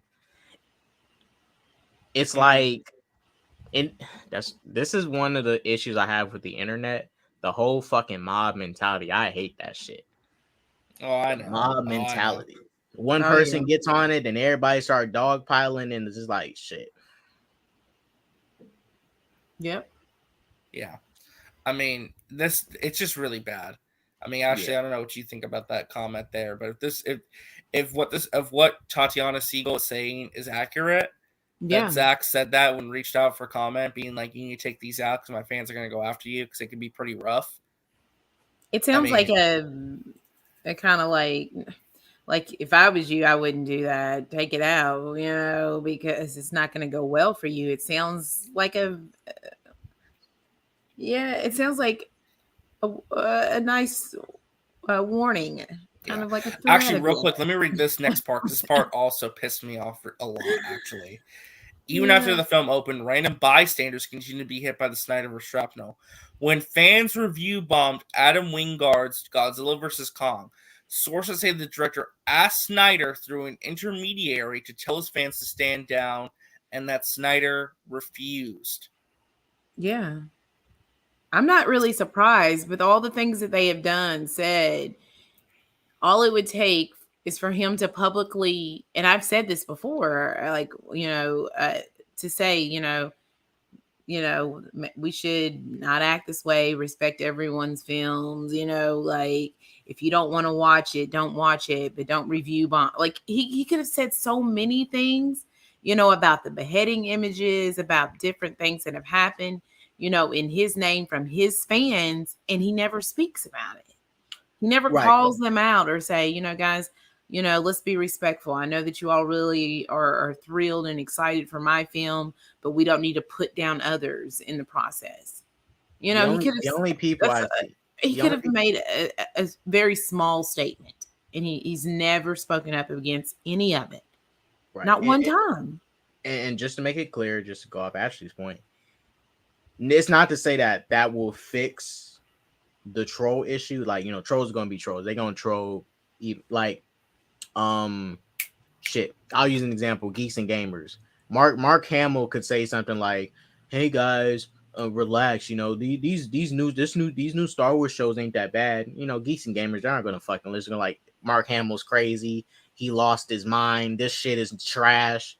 Even though they're Star Wars fans, they're still gonna keep doing what they're doing." And I remember, I think the only people he did denounce was Geeks and Gamers. Mm-hmm. After they helped raise all that money. One interview he did, right? And this, I think, from the same interview. Snyder says he was never asked to have his fans stand down, adding, "Furthermore, I do not control my fans. They have their own will and their own opinions. Really give me too much credit." Which I think is kind of like, again, I think it's a bit of an excuse. I think the biggest thing that I have a problem with is that the lack of taking responsibility. This pissed me off. And I'm just, I always said that he seemed like he was a bit entitled at times. So and like, you don't control everybody's actions. Like, let's say if I got rich, let's say I got rich and famous, and I got like 300, 500 people in the chat. I can't control all 500 people, but I could say, let's say people arguing, I can say, "Hey guys, could we please not have any arguments going on? Let's keep it positive, keep it peaceful." There's only so much you can do. But me saying something could do something. Now, it doesn't fix it, but saying something does do something. If they're doing it behind your name in service of you, and it's like toxic behavior, you might not be able to stop it. But to say that publicly, I don't accept. I'm not with this type of behavior. Right? That's important. You know, if I see some, like I'm saying, if you are the director and you've got people who are out here, you know, review bombing, you know, sending people death threats, and you are aware of all of this, and you can't say like, guys, this isn't cool. My biggest issue with this, and I got to go on a rant real quick, okay? The fact that a fellow director, a fellow filmmaker, is asking you, man to man, can you please take responsibility for your fan base and just simply put out a statement saying, please don't harass anyone involved in my movie. Please don't harass me. Please don't review bomb my film and leave these nasty messages that we're all seeing and dealing with. And you say no? You refuse to do anything. Anything. I'm sorry, but that's which director asked him to do that? Adam Wingard. So I'll read it again because I know everybody's got Godzilla versus Kong. Yeah, even after the film opened, random bystanders continued to be hit by the Snyder shrapnel. When fans review bombed Adam Wingard's Godzilla vs. Kong, sources say the director asked Snyder through an intermediary to tell his fans to stand down, and that Snyder refused and said no. Wow. I kind of miss Snyder, though, don't you? He always gets things exciting, doesn't he? You know what I'm saying? This makes me want to start my channel again. You know what I'm saying? Like when Snyder drops something, it's always like you have to. Like, look, and I'll say this. I'm not sure if you guys remember it. I'm not sure if you guys remember it. This is the one time I did have Snyder's back on something. When the Snyder cut shit did happen, was when he put out that tweet during Fandom, and Scott Mendelson like reacted to the leaked one. They had it was a leaked trailer, and he was like, "This thing sucks. It looks the same." It was in like a shitty quality, so you can't really see it. And hey, he was defending his shit, you know, and he, you know, told him like, "Yo, bro, like, can you wait until the high definition real trailer comes out before you like start commenting and saying all this stuff?" And I was like, I agree. I feel you. It's not you're watching a bootleg version. He's like, this looks bad. It's dark and ugly. No, I think Zack Snyder has been low. It's proven low. Like people say frequently, like that he directed Patty Jenkins' Wonder Woman 2017. I know for a fact that isn't true. I've listened to the whole story, and I know for a fact he didn't direct it. That he helped write it in like this. You know the 2-page synopsis. The 2-page or 3-page synopsis, he helped write that with Jeff Johns and the screenwriter. Yeah, the screenwriter. And then after that, it was Jeff Johns and Patty Jenkins who pretty much rewrote and redrafted and did all of that. And she definitely did all the directing was her. It is true that they shared teams, but you know, like action and whatever teams who were doing the choreography, but that's it. So, you know, the fact that he doesn't even come out and make a statement like, leave Patty Jenkins alone. Why are you trying to take that away from him? It's disgusting to me. She ain't done nothing to him. What's Patty Jenkins done to him? Well, I just don't understand, like, from filmmaker to filmmaker, right? Man to man. Why do you not stand by your talent? I mean, he didn't do it to Patty either, is what Nerman's saying. He's like it's not going to help him in whatever he's attempting to do. It sounds like he's not going to, you know, I don't know if he's scared to say something to his fans because he doesn't want some of them to turn on him, or he's really not against some of the tactics either or maybe he's just not against some of the things that they're doing. Right, and I know he sees this shit. I know he sees this shit, and I know he sees his fandom literally shitting on his friend Patty, who he says is his friend, like they friends and shit. He never once says nothing like, you know, guys, like Patty's my, you know, she's my friend and stuff. I remember he literally tweeted out that he liked Wonder Woman 84. Y'all remember that? Very good, man. Remember when he tweeted he liked Wonder Woman 84? Mm-hmm. He literally tweeted that he liked Wonder Woman 84. If that's his opinion, that's fine. But he never defends her once. He sees her fandom saying, She didn't direct Wonder Woman 2017. Yes, the fuck she did. Mhm. By that logic, Zack Snyder didn't direct Man of Steel because Christopher Nolan Right. directed It was Nolan, right? Exactly. Nolan directed it, I guess. I guess Nolan directed Man of Steel. He was the man behind the camera. He told everybody, do this, do that. He wrote the movie too. Nolan did everything. Thank you, Nolan. Great Superman movie.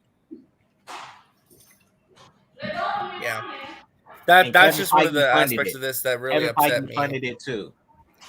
I just don't understand how you don't stand in solidarity with your fellow filmmakers and you don't actually stand up for them and be like, yeah, I'll help you out, or I'll make a statement. That way, you know, Right. you can enjoy your movie and, you know, be free to do what you need to do.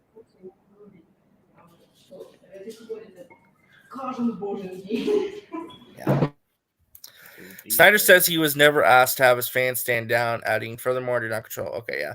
Another source says Warner Brothers successfully lobbied IMDb, which includes user reviews, to weed out trolls targeting Godzilla vs. Kong. Wingard declined to comment.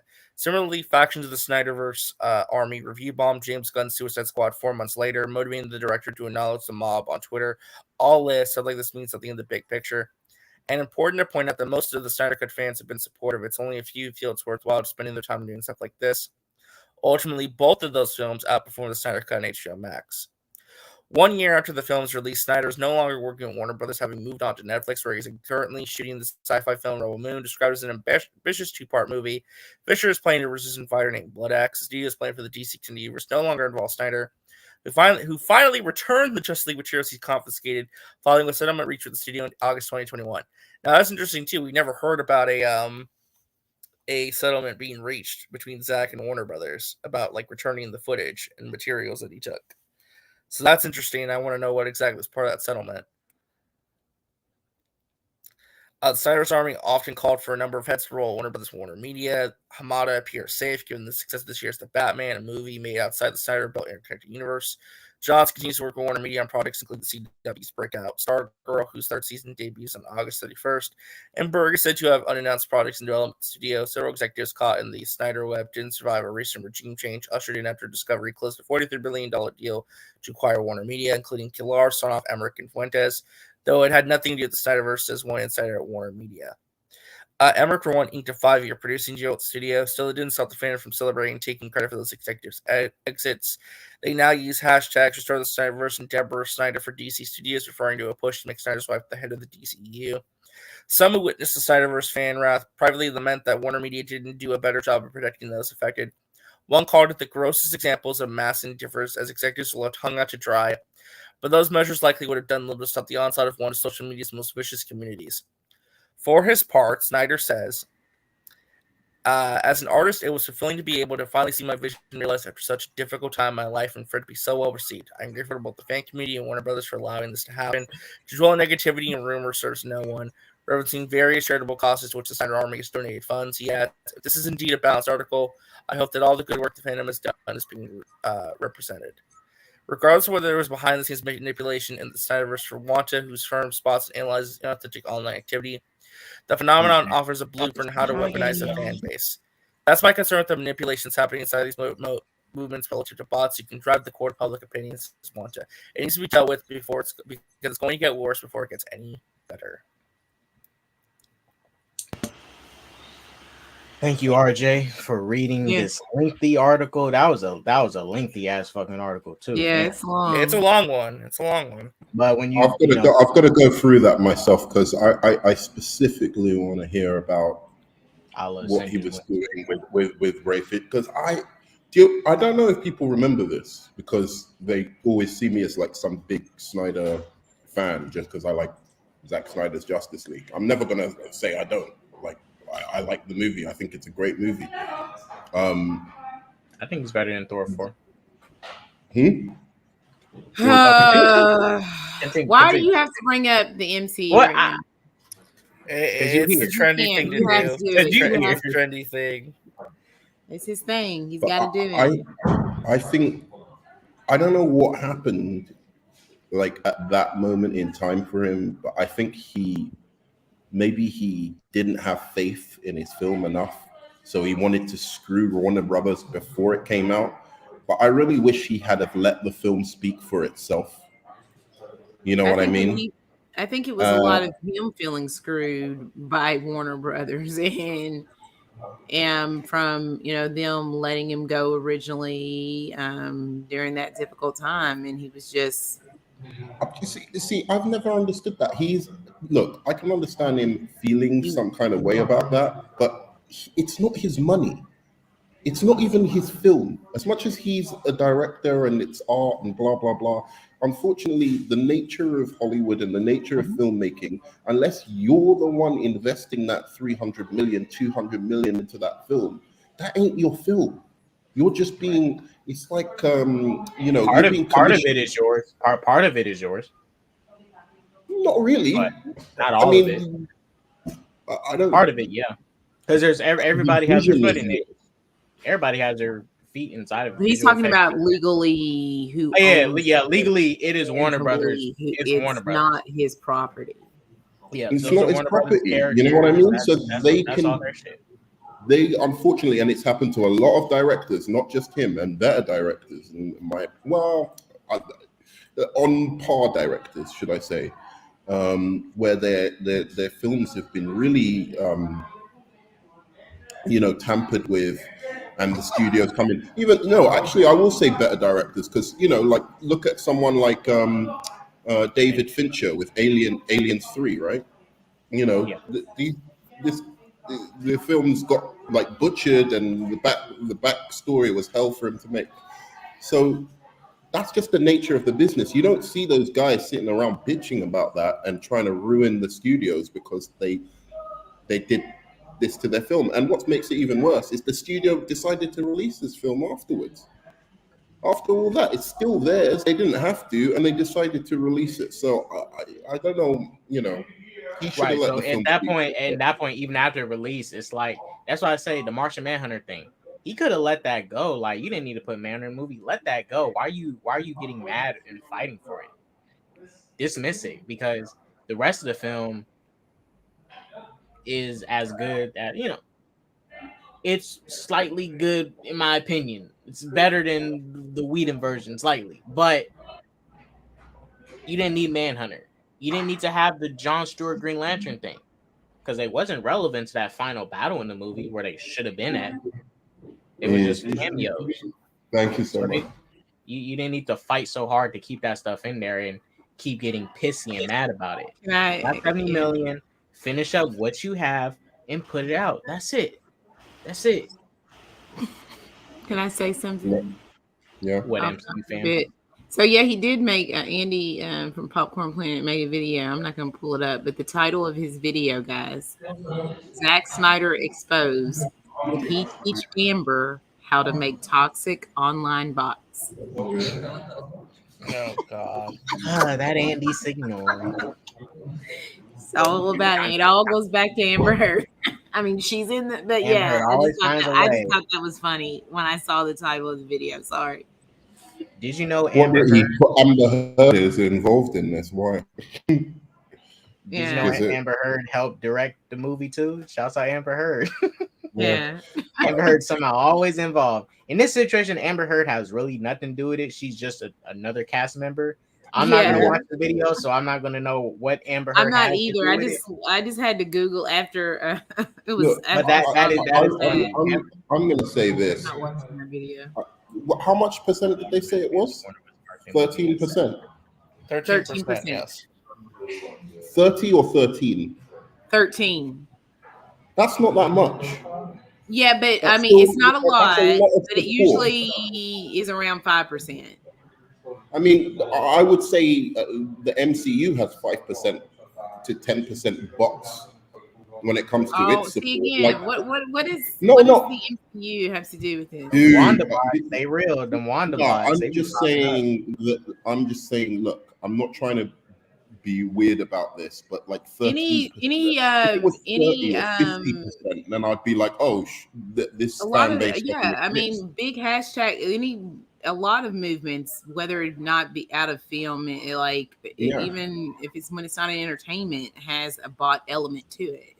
I was saying Right. 13% is not a big number, but it does stay around 5%.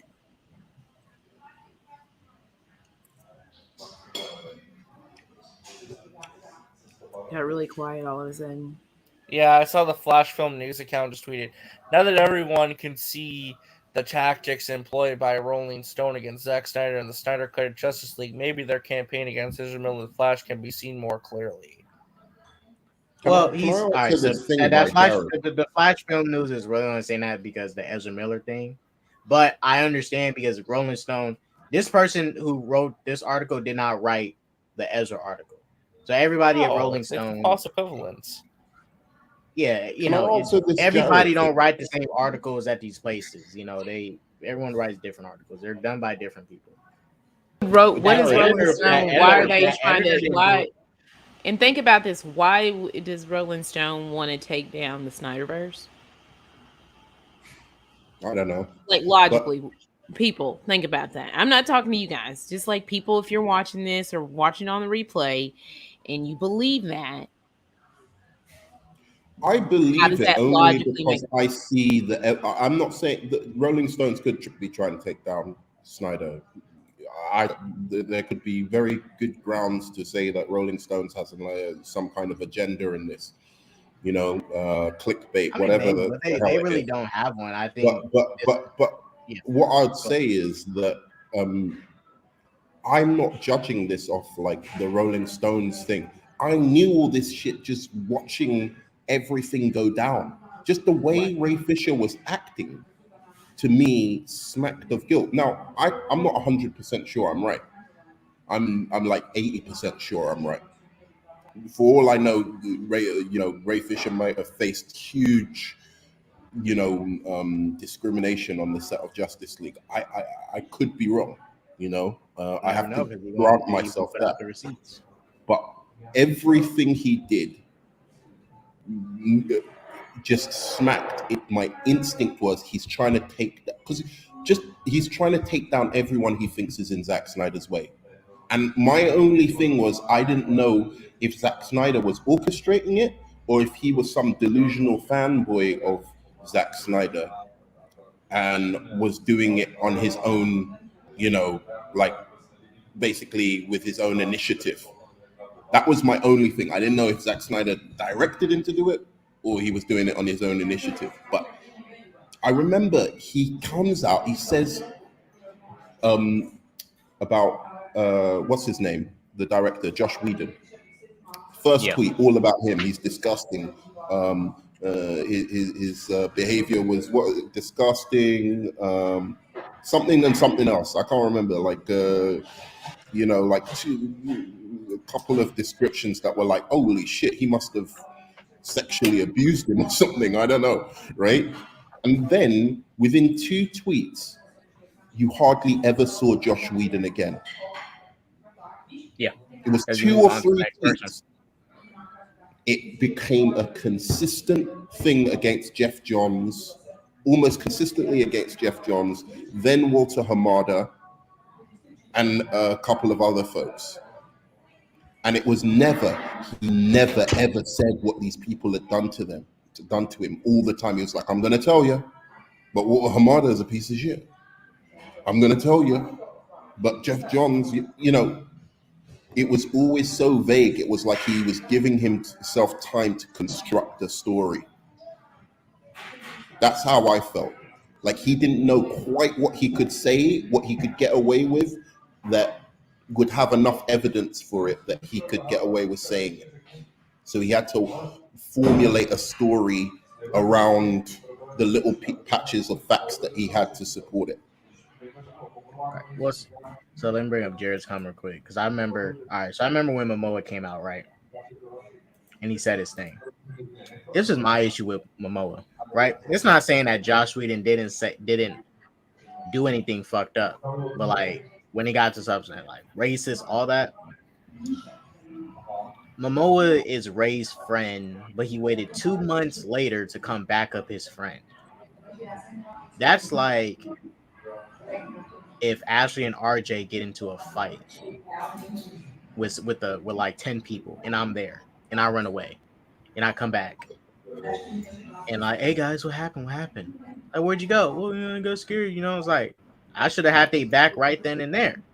Not wait 2 months later to try and start some shit with the people that attacked them again, because it's already been said and done. I should have had they back when I was there.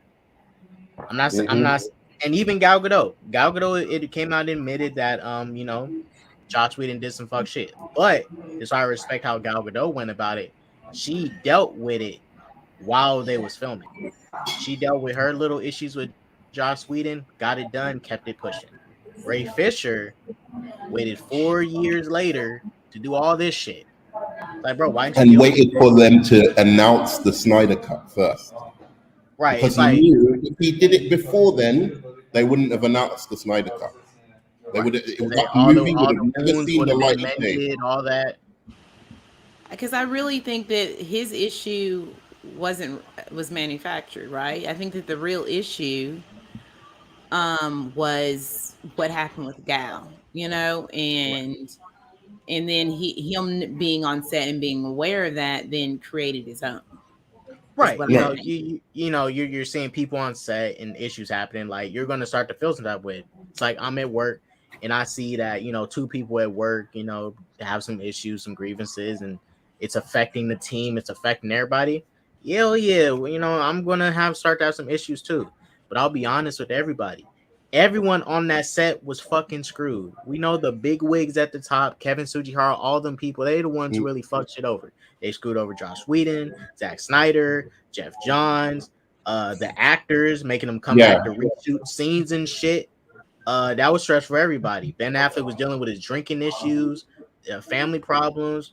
Ray Fisher got a majority of his scenes cut. Everybody on that set was going through some bullshit. They was fucked. Joss Whedon was especially fucked. The whole situation is stressful. It's not just stressful for Zach, it's stressful for everybody. And it goes back to Kevin Sujihara. If I was there, real quick. That's why they had to say Kevin Sujihara was unprofessional, but was still gonna have to ask why the hell would Snyder and Warner Brothers ever want to work with each other again? Well, it's done now. It's finished. Well, for a lot of people, it's not done. Though my whole point, though, is being like, why would they want to work with each other again going forward? If it was this bad, and there's a lot of people still working there who generally don't like the guy. Right. It makes no sense for him to want to go back to work with them, and it makes no sense for people to want it, because if you're leaving a toxic working, the whole environment is compromised. It's we get rid of 5 people and everything's fixed. No, this is how the culture is. It's gonna be like this for a while. Just as you get rid of five snakes, more snakes is gonna pop up out the grass. They multiply. It's Hydra. Damn. Disney's Hydra too. Freak Disney. But even the judge who was set to investigate this whole story came out and said, "Ray Fisher, you're full of shit." Yeah. I did the investigation and I found nothing. Do you know what I mean? So that's why it's easier for me to believe this specific thing, because he was the one calling for a partial investigation. They then did it. He then comes out and says, this judge is dope. She really did her job, and he puts out a little snippet, like not the whole context, just a little snippet of her saying that he was truthful or something, and he came on time, and he never, he put out that little snippet, and then goes, yeah, like you see, even the judge is saying that I'm right. Only turns out that snippet was taken out of context, and the judge thought the investigation proved none of his claims. And most of his claims were about what Joss Whedon or what these guys did to other people of color, other people on set of color. No one has come out to support that. He said that, I need to hide their names because they haven't got, my position as actor and blah, blah, blah. Right. And he's come out to say anything. Actually, there's an update. There's an update? There's an update. Rolling Stones has come out and said Ray Fisher lied. What? Yeah, the one of the writers of the article saying that they actually did reach out and sent emails to him, and they posted the receipts. What? They did try to speak to him before this article, and that he did not. What the fuck? Pull that up, RJ. It's up on my Pull it screen up. right now. So this is thank you, Matt. This is from Noah Shatman, the editor-in-chief of Rolling Stone. Here's one of several emails Rolling Stone sent your reps. All right, so let's read this. Begin forwarded message from Tatiana Siegel. Subject reply, request for comment regarding Ray Fisher timely. Hello, checking on this one last time since 5 p.m. deadline passed. The story is posting tonight. If I don't get something back from you, so you know what to say Ray Fisher declined to comment, let me know. Thanks. Tatiana Siegel, senior writer. Hi, Valerie and Hannah. I'm writing a story that examines the authenticity of the Snyder Cut, Snyderverse movement, and how the fan base attacked viciously at times. A number of people, including Walter Hamada, Jeff Johns, John Burke, and RJ, could you pause real quick? RJ, please. Send me a link. Oh yeah, what I know. 'Cause That's I, hilarious. So they actually did. So this confirms that Tatiana and there were several emails sent and Ray never replied. where is the link to that? Because I need to put that up I right need to now. see it. I need to see that shit. Oh, Because I'm my about to say a God. hashtag Ray Fisher Live. Watch this. Where is it? Oh my gosh. Fucking line. There it is. I found it. Where RJ I retweeted. really want to know what Snyder, like diehard fans, are saying about this. There's and it's sad. It's so sad. Fucking line ass Snyder Cut's a dude. good movie. This is going to be its legacy. If this comes out and Snyder has nothing to say against this, this is going to be the Snyder Cut's legacy. Yeah, and remember that the editor-in-chief is saying this is one of several emails. This is not just one email sent at one time. This is like the one at the top is the final email saying, "Hey, the deadline already passed, but we're still reaching out saying if you reply, we can put a comment in. Please respond." So this is the one at the bottom. All right, let me read the bottom. Hi, Valerie and Hannah. I'm writing a story that examines the authenticity of the Snyder Cut, Snyderverse fan movement, and how the fan base attacked viciously at times. A number of people, including Walter Hamada, Jeff Johns, John Burke, Ann Sarnoff, Johanna Fuentes, Diane Nelson, Toby Emmerich, Joss Whedon, Adam Wingard, James Gunn. I would like to request a comment from Ray on the following. Sources say they believe that you worked in tandem with Zack Snyder, weaponized the Snyder Cut fandom, and they said that you did so to help him get what he wanted from Warner Bros. How do you respond? This is bad. This is bad. Oh, he's done. He's done. Go back to playing your games. Thank you. Oh my gosh. 2 years. 2 years. 2 years is saying this, and everybody telling us that we wasn't supporting our own people. Ray Fisher. 2 motherfucking years. How long were we saying this? Your back. Ray Fisher. See, Ray Fisher, I would have totally respected you if at Comic-Con when they asked him, do you really think Joss Whedon is a great director to take over? And he just says some mic drop shit. Fuck no. Fuck Joss. Fuck this movie. I'm out of here. I would have totally respected that. Hey, Dots, there's a private chat message thing. Oh my gosh. Dude, sorry, I just... Oh, yeah. You can if you want. I don't care. Yeah, no, I was just going to ask because I thought I would let him pop on because I think he's going to want to have something to say about this because he's the one who told me about this. So, I mean, we do need some diversity. That's crazy. We can get one Caucasian person in here, just one. Yeah, we can get one like that in here. Just one. See, we're like a pretty you know how diverse we are panel right on now. both 3 streams. blacks, 1 Hispanic. I like to keep it diverse. So having just one Caucasian person doesn't hurt anything. My channel doesn't have enough Caucasians on it anyway. So, yeah. What up, Night? Night with the eyes. Always with the eyes. That's because you racist, bro.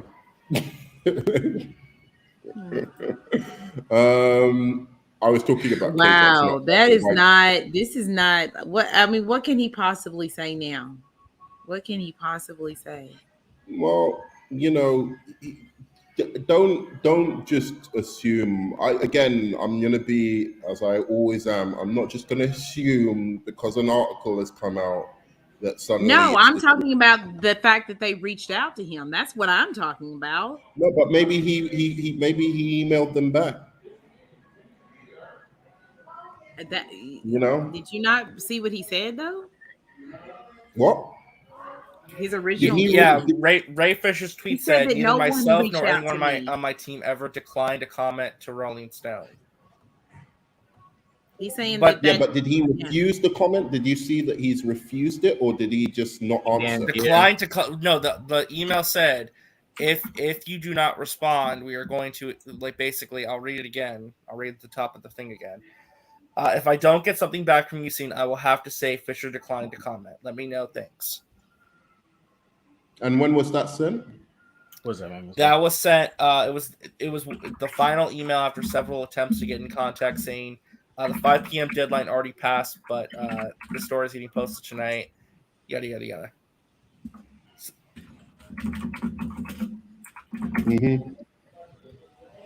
Yeah, I mean, I'm not saying that this isn't really. I'm good saying proof. that's what he lied I'm about. I'm not saying anything within that's the part what Ray Fisher tweeted about. That's the lie. That's just been confirmed. Yeah, Well, this is not good. That's what for I was Ray. talking about. I'm not going to even play devil's advocate here, because, as I said, you can go back to my videos. You tell me and certain people in this community met was my Ray Fisher videos, just calling him out for the bullshit. Oh yeah, I've got Yes, some. and I never ever want to do that. I never want to, like, a black guy coming out saying like he's faced discrimination and want to be like, you're full of shit. Because I know how hard that is. I don't I know how hard that is as a black person to be like, no, I know, Yeah. I really am. Well, everyone's moving the goalposts now, real quick. No So one believing me. I want to debunk this just really quickly. Everyone's saying, well, you only sent him an email at 5 p.m. and you gave him no time. No. The editor-in-chief of Rolling Stone saying that was the final email of several emails sent to him and his representation asking for a comment. This was not just one thing. It says, I'm checking in on this one last time. They said there was several emails sent to him and his representation. Several. I'll get something back from you soon. I'll have to say, Ray Fisher decline comment. Let me know. Thanks. Yeah. Was that Eno guy mentioned in this report? Enoch? Java, what's going on? Welcome. We finally have a white guy on here. Wait, what? Hold on. Sorry, I'm having some audio issues. It's always the white man. Gotta have audio issues, I swear. Damn. White people slip What? out in day and age. Can never get their audio working. Any words about from Enoch? I haven't.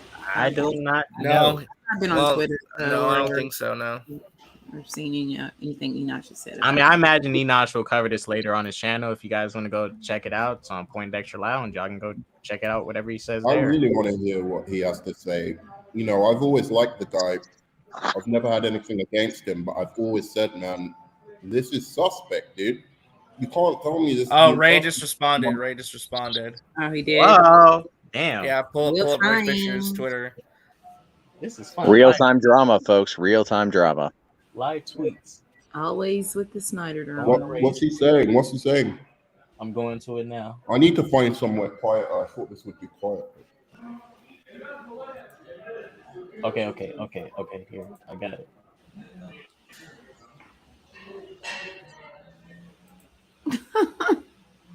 Yeah, it's like taking forever. So now Ray is saying this.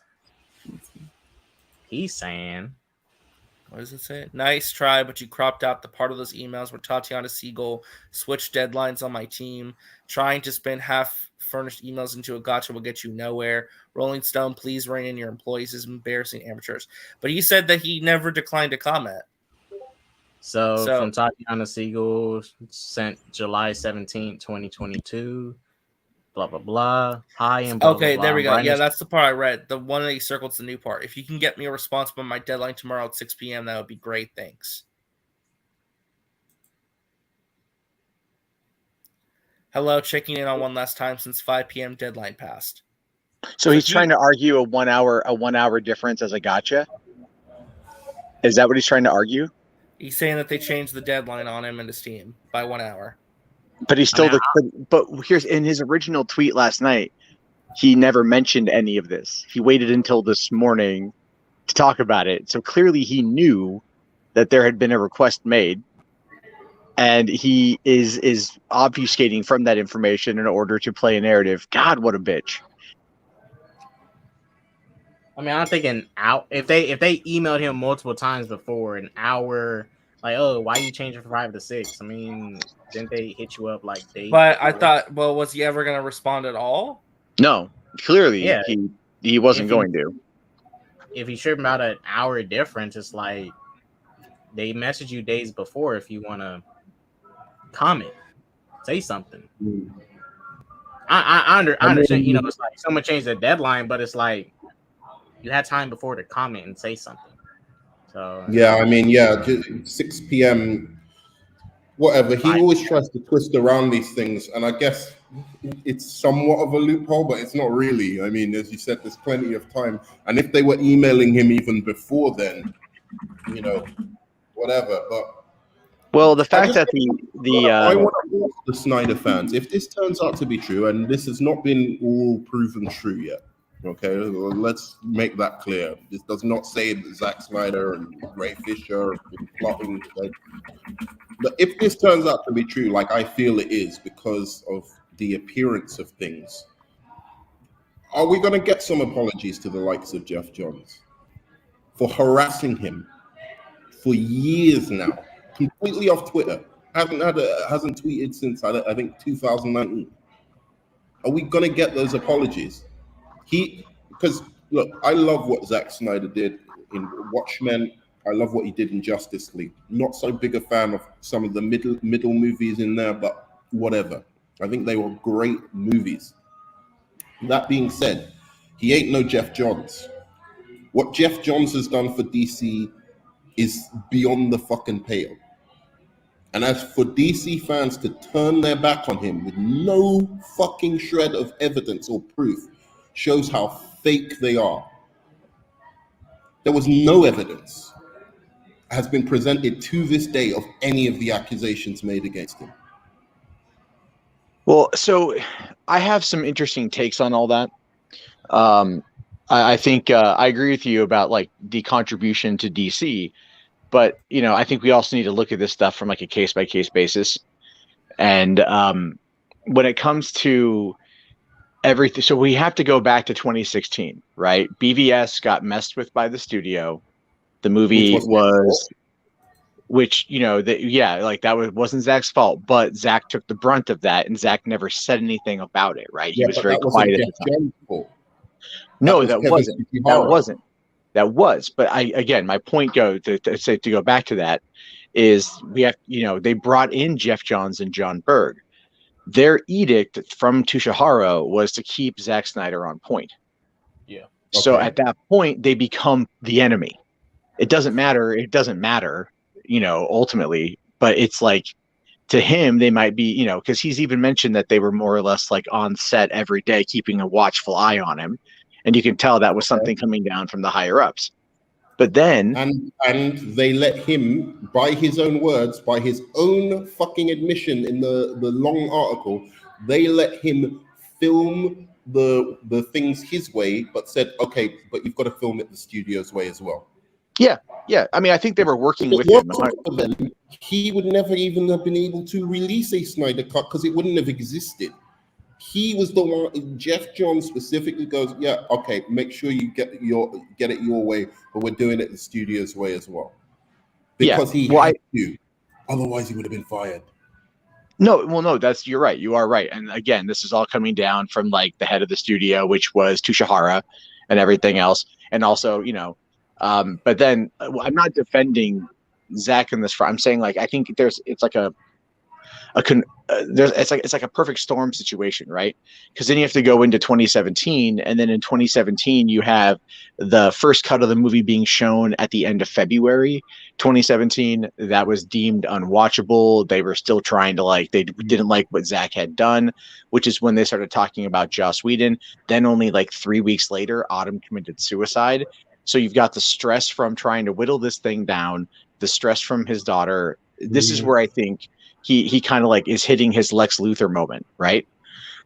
And so this is a start of it, in my opinion, where what you have over the span of the last 5 years now is a man who is angry at this company, and he doesn't care who gets hurt in regards to that rage. He wants to cause chaos.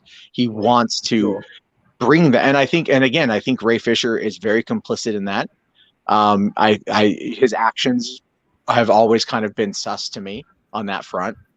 And again, I feel bad for Zach, but it's at this point now we have to recognize that he clearly has had greater influence on things than he has let on. And, you know, there's been some questions now raised about whether or not who was financing some of these events that were going on and like what that person's connection to Zach might be. And that's a whole other thing that we were looking into last night. So it's wild. The whole thing is wild because it's just like now we're starting to get this, the layers are being peeled back and we can see that Zach is not perfect or innocent in any metric. And it's sad. It's really sad. Like, you know, I have his contact info and I've been very tempted just to write an email. Like, just because I'm just like, I just want to kind of go, what the fuck? You know, just like shake him awake sort of thing. Like, the fuck are you doing? Right? Like, again, I'm so upset because again, you know, I think if a director is doing movies where nothing offends you, then he's probably doing something wrong, right? Because, you know, or nothing offends somebody, you know. That if you're trying to appeal to everyone, I think you're not making great movies. When you take risks, that's what happens. Some people don't like those risks. So I've always enjoyed Zack Snyder's filmmaking. I've always enjoyed him swinging for the fences, right? I don't like a couple of his movies, like, you know, Man of Steel, not the greatest fan of that. I think it betrays the Superman character. But at least he took a swing. He may have missed, in my opinion, but it was a big fucking swing. Same with BVS. I always respected, at the very least, what he was trying to go for, even if I didn't necessarily like what he did with some of the characters. Love Justice League, love Watchmen, right?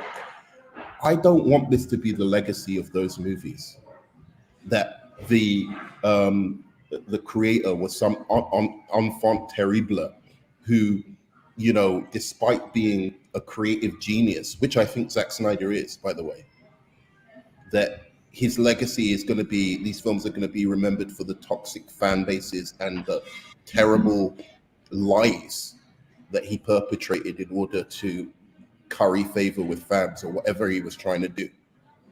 I can't stand that. You know, you can't just go ahead and like go, you know, I really like the Zack Snyder's Justice League anymore because of this shit. Well, I think it's a social funnel, right? And we have to look at it from the perspective of where that funnel is going to. And, you know, like I don't want to draw comparisons to Donald Trump, but I do think that there's one that my friend Dane brought up last night on my stream that I think works out really well. We're talking about, does Zach have any kind of, does he need to say anything, you know, like, does he need to acknowledge these people? And Dane said, well, you know, on January 6th, the rioters didn't go home until Trump told them to. So and that's, I think, a very astute point, which is where, you know, if you have power over your fan base, you have fucking power over your fucking fan base, right? Like, you can, they may not listen to you, but you can at least like implore them to do something, right? Mm-hmm. If you can implore them to donate to charity, you can implore them to not review bomb a fucking movie.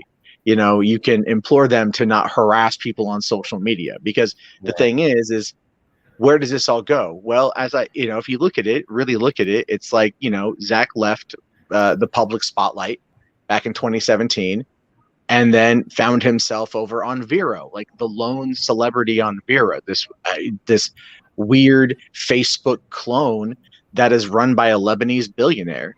And then, okay, well, people kind of made fun of him for being on Vero, but oh my God, if you were a Zack Snyder fan or if you like these movies, you could kind of communicate with him there. Well, speaking of Vero, Zach did post this Snyder Cut poster where it says, the captioned as, "If I advance, follow me. If I retreat, kill me. If I die, avenge me." Yeah, and that's totally, again, he knows what he's doing. Zach 100% knows what he's doing. When did he do that? Today. Oh shit! Why on earth would he do that? At this point, he's trolling. At this point, he's trolling because he knows he's never going to go back to the company, right? And then my thing with that is like, He knows he's never going back. Everyone around him knows he's never going back. Anyone in the industry knows he's never going back. But his fans are out there like, no, let's continue to give Warner Brothers our money because that is how we're going to make cash on this, which leads me to another interesting little theory. I was thinking about this last night. What if this article, because it was planned to come out today and they dropped it a little early. What if they dropped it early, knowing damn well that it would spur? What if Warner Brothers wanted it dropped early in order to spur digital sales to make more money? I don't know. Because it riled up the fan base. They already knew it was going to be big in the fan base, but now there's this extra, right? Yeah, go on. Well, I'm just saying it's like people I was engaging with last night were just like, we're attacking Warner Brothers, but then I checked their profile and they're just like, oh, I just bought my digital copy, and I'm like, what is it? Can I ask you something? Because it's a little bit changing this subject, Mac Java. Yeah. It was regarding the cut of BVS that made it to cinemas. Yeah. I won't speak as much anymore because I want K-Dots and everyone Widow to speak. But I was on call. You were fine. No, Yeah, it's all we right. ended down about 20 minutes too, but continue, man. But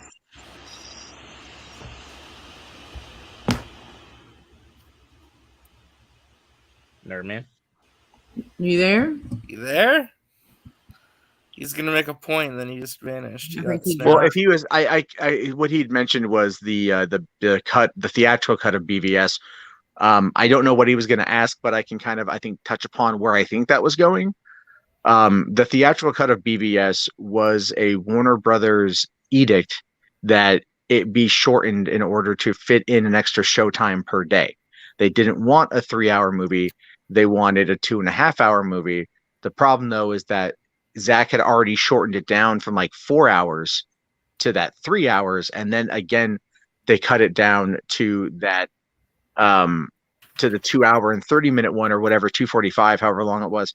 But they cut out all those plot points from the first act of the movie. Yeah. And then, so that confused a lot of people when they went to go see it theatrically, because it was all like, oh, what the hell am I watching here? And then they had started announcing that the Ultimate Edition was going to be coming a few months later, which I thought was really interesting. But then we find out in this article that apparently Zach had allegedly hired a digital marketing firm to juice up fan engagement in order to push the Ultimate Edition, which he is denied, but multiple sources have claimed that this is what's happened. So, I mean, I think again, that's kind of, we have to go back to that, where Warner started screwing with him and he started trying to protect his legacy by trying to drum up this fan support. But here it is, 6 years later, and now this is like an unyielding army led by a man who's very vengeful and angry and bitter. So did you hear my question, or you did? No, you broke up. Yeah. Oh, I really want to ask it. Sorry, and I'll do it really quickly. BVS, right? He says that they didn't allow him to release this 3-hour cut, and that's what messed up the movie. Now, there's a bunch of dream sequences and Flash running back through time and stuff like that that's in the theatrical cut, right? And he takes out all of the Lex Luthor plan, and he takes out all of the extra bits that give Superman motivation. He takes out Superman saving people from the explosion, etc. Now, I would argue that if he had have taken out all the dream sequences and put all of the stuff with, Lex Luthor's plan and Superman saving people and his motivation, that could have been a 2.5-hour movie and would have been more coherent and satisfying on first viewing. And then you could have added the dream sequence stuff in as an extra kind of morsel in the DVD or something, right? So is that really Jeff Johns' fault when, he chose to keep those dream sequences in? He chose to make the film incoherent. Well, okay, I see your point. Well, no, Jeff Johns had nothing to do with any of that, period. I would assume the reason why he kept the nightmare sequence stuff in was because this was called Dawn of Justice. and having a cameo by the Flash and tying into Darkseid coming was setting up kind of like a Thanos moment at the end of Avengers. So that was the tease for what was to come. And it was quite effective because in the last 6 years, the Nightmare stuff is what a lot of fans have demanded more of, right? That was what they shot for the Snyder cut. And that's where, I argue with people and they're like, oh, but Justice League 2 and 3 won't cost as much money as the first one because it's all going to be Nightmare. And I'm like, well, they still have to get to the Nightmare that, unless they jump right into it. And it's not even just it's the actors too. The actors are going to be expensive as hell. The actors, very expensive for that shit, which is why, again, that's the other side of this problem.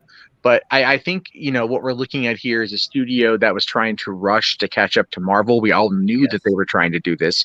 They brought in a long form storyteller and tried to neuter him. Personal tragedy on top of business created, this. Look, let's be fair.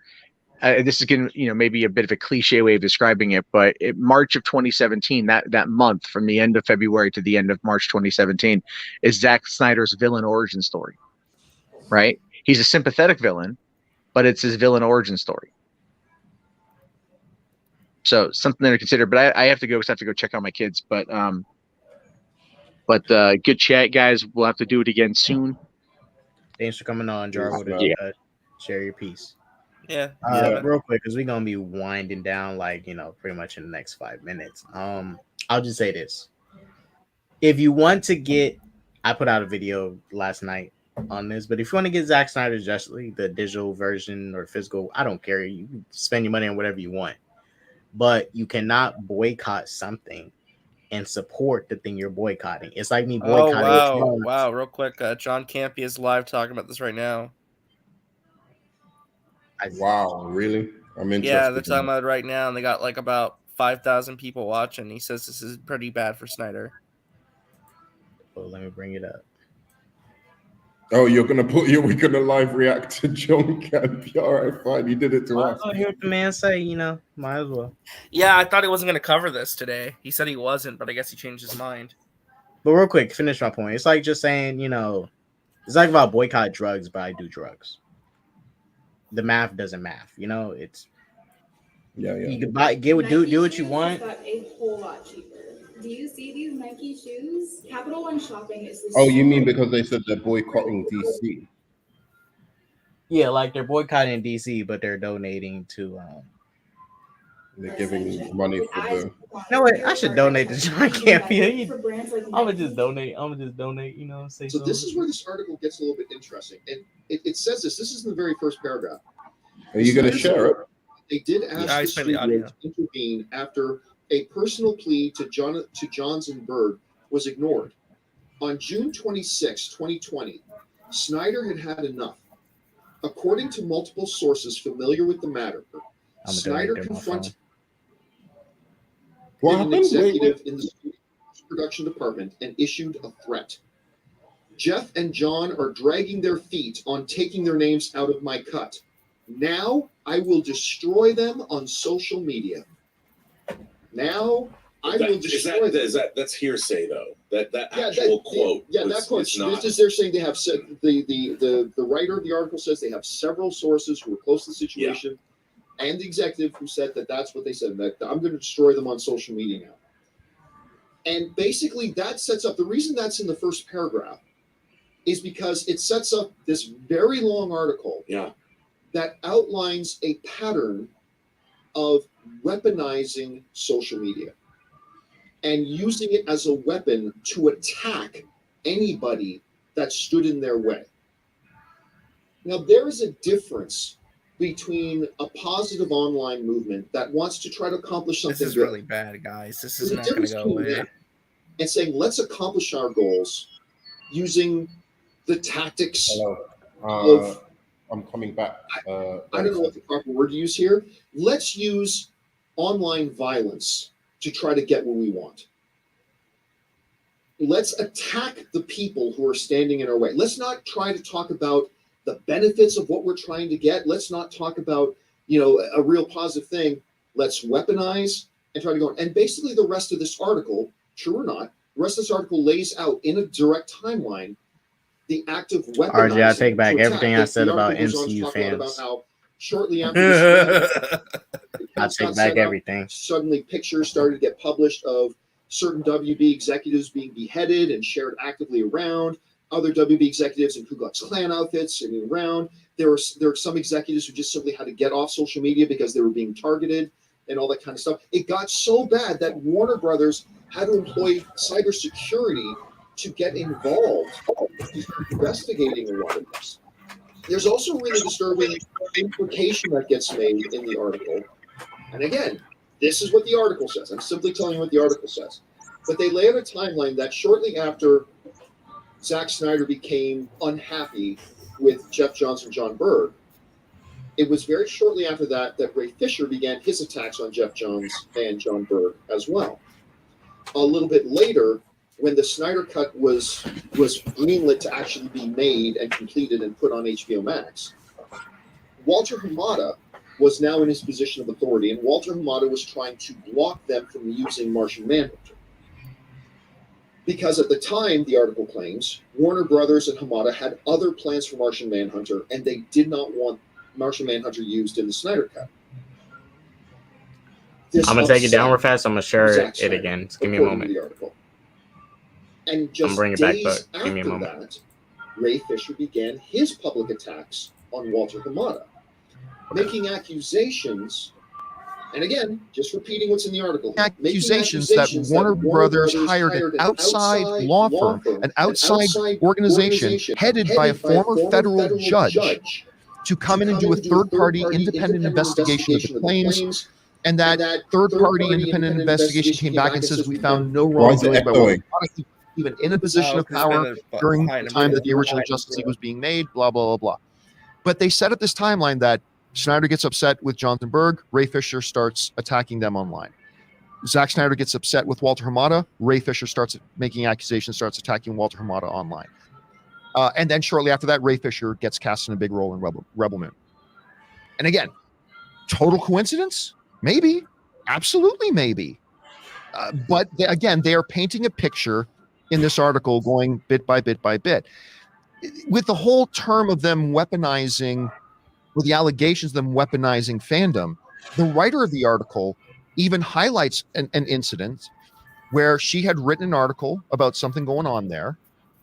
And Zack Snyder, she alleges, contacted her and said, you should take out a couple of these sentences. It was almost like a mobster pushing somebody for protection money. That's what we said. If your nice window got broken, because she claims that Zack Snyder said to her, hey, you should probably take these sentences out because, my online followers can be pretty rough. My online fans can be pretty rough. She refused to take out the sentences. She says, like clockwork, immediately as soon as she posted that, Machine Gun Snyder. And it's funny too, because once this article got put out, I jumped online and I noticed that instead of anybody addressing the content of the article, people just started attacking the writer of the article. Instead of actually addressing things in the article, they just attacked the article. I said before. By the way, proving much of the author pretty much of the proving her author. point. Yeah. Thank you, pretty much Rob. proving her point. Thank you. That's what I've been freaking saying. I've often said before that it is a sign that your position is weak. When somebody says something that you are incapable of addressing, and being incapable of addressing what was said, you have to attack the person who said it. And I just saw basically that unleashed last night. Now, there's a lot more in this article. Oh, yeah. There is a lot I more. can't wait till Brace Randolph stuff on this. Threats and people having to get offline and all this kind of stuff about the weaponizing of online social media. And it paints a dark picture. And here's the thing. I don't think this is something that's, you and I were talking about this before the show started today. I don't think that's something that's limited to comic book movies or the Snyderverse, or no. I think this is something that is very much part of almost every fandom, whether it's Star Wars fandom, whether it's video game fandom, music fandom, collectible fandom, sneaker fandom, music fandom, you name it. Whatever there's a fandom for, I think this is something that is potentially a problem. And again, I just, when I read the article, I thought, man, I hope a lot of this isn't legit. But the very fact that a lot of people, instead of reading the article, just jump to, she's being paid to write this, or she's just lying. It's like, well, you know, she's not a nobody fucking loser YouTuber like me who's just going, I'm just going to say whatever. I mean, she's a legit journalist at a legit trade who put months of research into this. Now, that doesn't mean all the things that she was told was true. I'm not purporting that they are, but I'm saying it's a type of article that I think anybody who is remotely thoughtful needs to read and take a look at how we all behave online and social media and recognize, you know, whether you are a detractor of Zack Snyder, whether you are a supporter of Zack Snyder, whatever, that's irrelevant. I think there's a lot of stuff in this article that is a real warning sign. It's the beacons of Gondor that are being lit here, saying there's a real problem with the way that we use and utilize and act in social media. And I think this just highlights it all. Anyway, I just wanted to give a full kind of outline of the story here, Rob, but you were the one who kind of brought this article to my attention. What stood out to you in it? Well, first of all, I want to say I think you're absolutely right about the fact that forget that this is about this incident. This is about a much wider thing that's happening in our society. This just happens to be an incredibly well-researched piece that really details the danger of social media and how it can be weaponized, which I think is really important. So I wish people would take your feelings out of the Snyder situation, but when you read this, think about it as a much wider reaching. Too many feelings in this commentary on our society. I think that needs to be said. However, I thought this was fascinating because I look at it from the creative standpoint, like what Zack Snyder did. So Zack Snyder made Batman v Superman. Right. And I really like the ultimate cut of Batman v Superman. I did not like the theatrical version. And from what we understand, Warner Brothers thought this movie was great. Then they had second thoughts. They didn't back their filmmaker. They have to cut the movie down. Same thing happened to David Ayer's Suicide Squad. They brought in a trailer company to recut the movie. So I think where this all really started was with a studio that was not collaborating like, say, the MCU does, but the DC movies have more of an auteurist vision. But the studio was not collaborating. They were not working in tandem with their filmmaker. They didn't do it with Zack Snyder on Batman v Superman and Justice League as well. So we saw a lot of dysfunction at that level. And that's where I thought all of this started. And then, of course, if I was Zack Snyder, I'd be pissed, man. I made Watchmen. I made 300 for you people. I made Batman v Superman that still made $800-something million. So he was somebody who had done good work with the studio. The studio basically became adversarial with him, I think needlessly so. And that's where all of this started to spin out of control. Let's hire Joss Whedon. I can't even imagine what it was like to be Zack Snyder and to have Joss Whedon be brought in and have this project you've been working on for years taken away from you. That was horrible. And that was where it began. So I think the fault of all of this, it does have a trigger. It has and I blame that studio brass for the beginnings of this. However, that said, what we saw, I mean, we as fans, John, I don't care what goes on with studio politics, nor should I care about, I don't care. All I want to do is see the damn movie. And I wanted to see Zack Snyder's Justice League. That's what I wanted. I think all these fans, that's how it started. But when you're sitting at home and you don't understand how the business of entertainment works, we think we do, but we don't really. So you have all these people that are trying to support, in a way, I think in their minds, it's like fandom was trying to do good. Like we want to see Zack Snyder's movie. And it should be noted, I think even in light of this article, I think the vast majority of people who were involved in the release the Snyder Cut movement, probably exactly that was their motivation. Yeah, and I want to see, like you and I were attacked. I'm like, bro, no one's going to make this movie. This movie is never going to happen because Justice League came out, because it's never happened anyway. But when HBO Max came along, you and I both said, no, who's going to pay for this? How, if they're going to make a Snyder Cut? And we said, it's going to be expensive. It's not done. The cut's not done. No, we said that for years. This article talks about, everybody told us we were wrong, that it was done, but it was clearly not. And they get into the actual money here. The first money was going to be $60 million. Then it was $13 million more because Zack Snyder, by the way, I love this part. He's out there shooting more footage in his goddamn backyard. I'm like, good for you, bro. That's like something I would do. Don't ask for permission. Beg for forgiveness. Shoot the stuff you want. I love that. Ben Affleck, come back here. You know, Jared Leto, come here. Play Doomsday Joker. That now I've got a 6 scale figure that. So he does that, but he's also fighting the studio. So this game started to play that really, and everyone was at fault. It seems to me that everyone is culpable. When you in finish, certain I'm just going to show you a thread. I think it was an unfortunate experience all the way around. Now, as a fan, when you, I love my Zack Snyder's 4K Blu-ray. I'm going to give them 3 more minutes, about 3 more Was it minutes, worth it? and we'll. At the end of the day, was it worth the cost in human misery? That the price tag that had to pay. Ray, you were going to say something? Murta pointed out, all this stuff is flying over my head, but Zack Snyder, he made a post today. Yes. On his Vero account. Did you see it? Yes. Oh, okay. The one with the picture, if I retreat, whatever, because Jonathan has it. I don't know if you wanted to take a look at Well, that. not yet. Not yet. Okay. But I mean, this is, but it goes a little bit deeper too, because while movies like Godzilla versus Kong and Wonder Woman 84 were outperformed Justice League, what started happening is that the weaponization of that movement continued, and you started seeing all the review bombing of like Godzilla versus Kong. And that's Adam Wingard. That's Adam Wingard. Poor Adam Wingard, who had nothing to do with this drama. And the article writes that Adam Wingard reached out to Zack Snyder to ask him, to beg him, call off the dogs. Like, this is my movie, and I'm getting review bombed by your followers. To which, according to the article, Zack Snyder's response was, I don't control my fans. Yeah, and Adam Wingard is one of us. He is a fan. He's a filmmaker. He's worked his way up. Godzilla versus Kong was his leap forward into what all filmmakers dream of. Well, yeah, if you're but a genre fan and you wanted to make horror movies, and he comes out of that. I'm not saying, but I don't know how much. This is coming out of a pandemic. It's getting his theatrical release. And Adam Wingard, I really like the guy. That movie, I think he's there's no way that movie would have got over 30.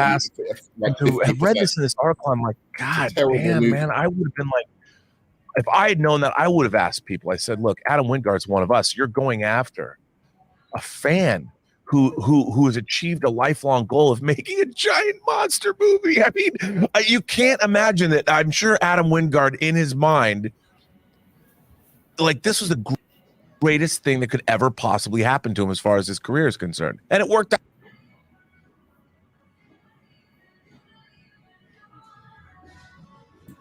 It's kind of freezing up. Nerman wanted to show us something. I'm allowing you guys to watch that.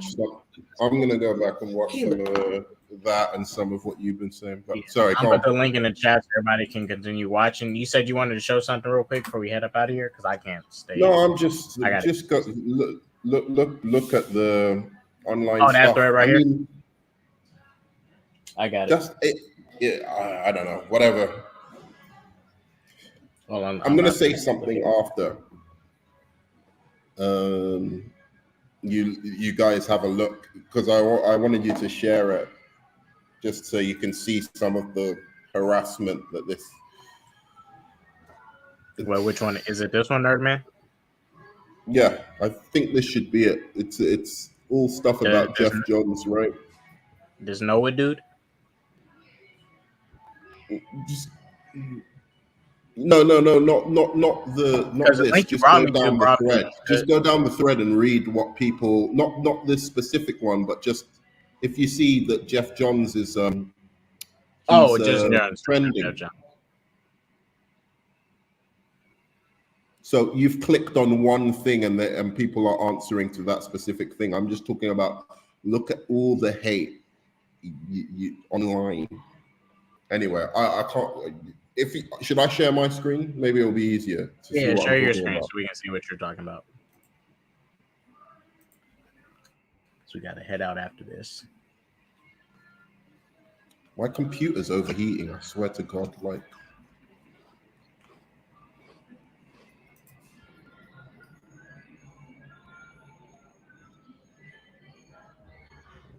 Okay, so.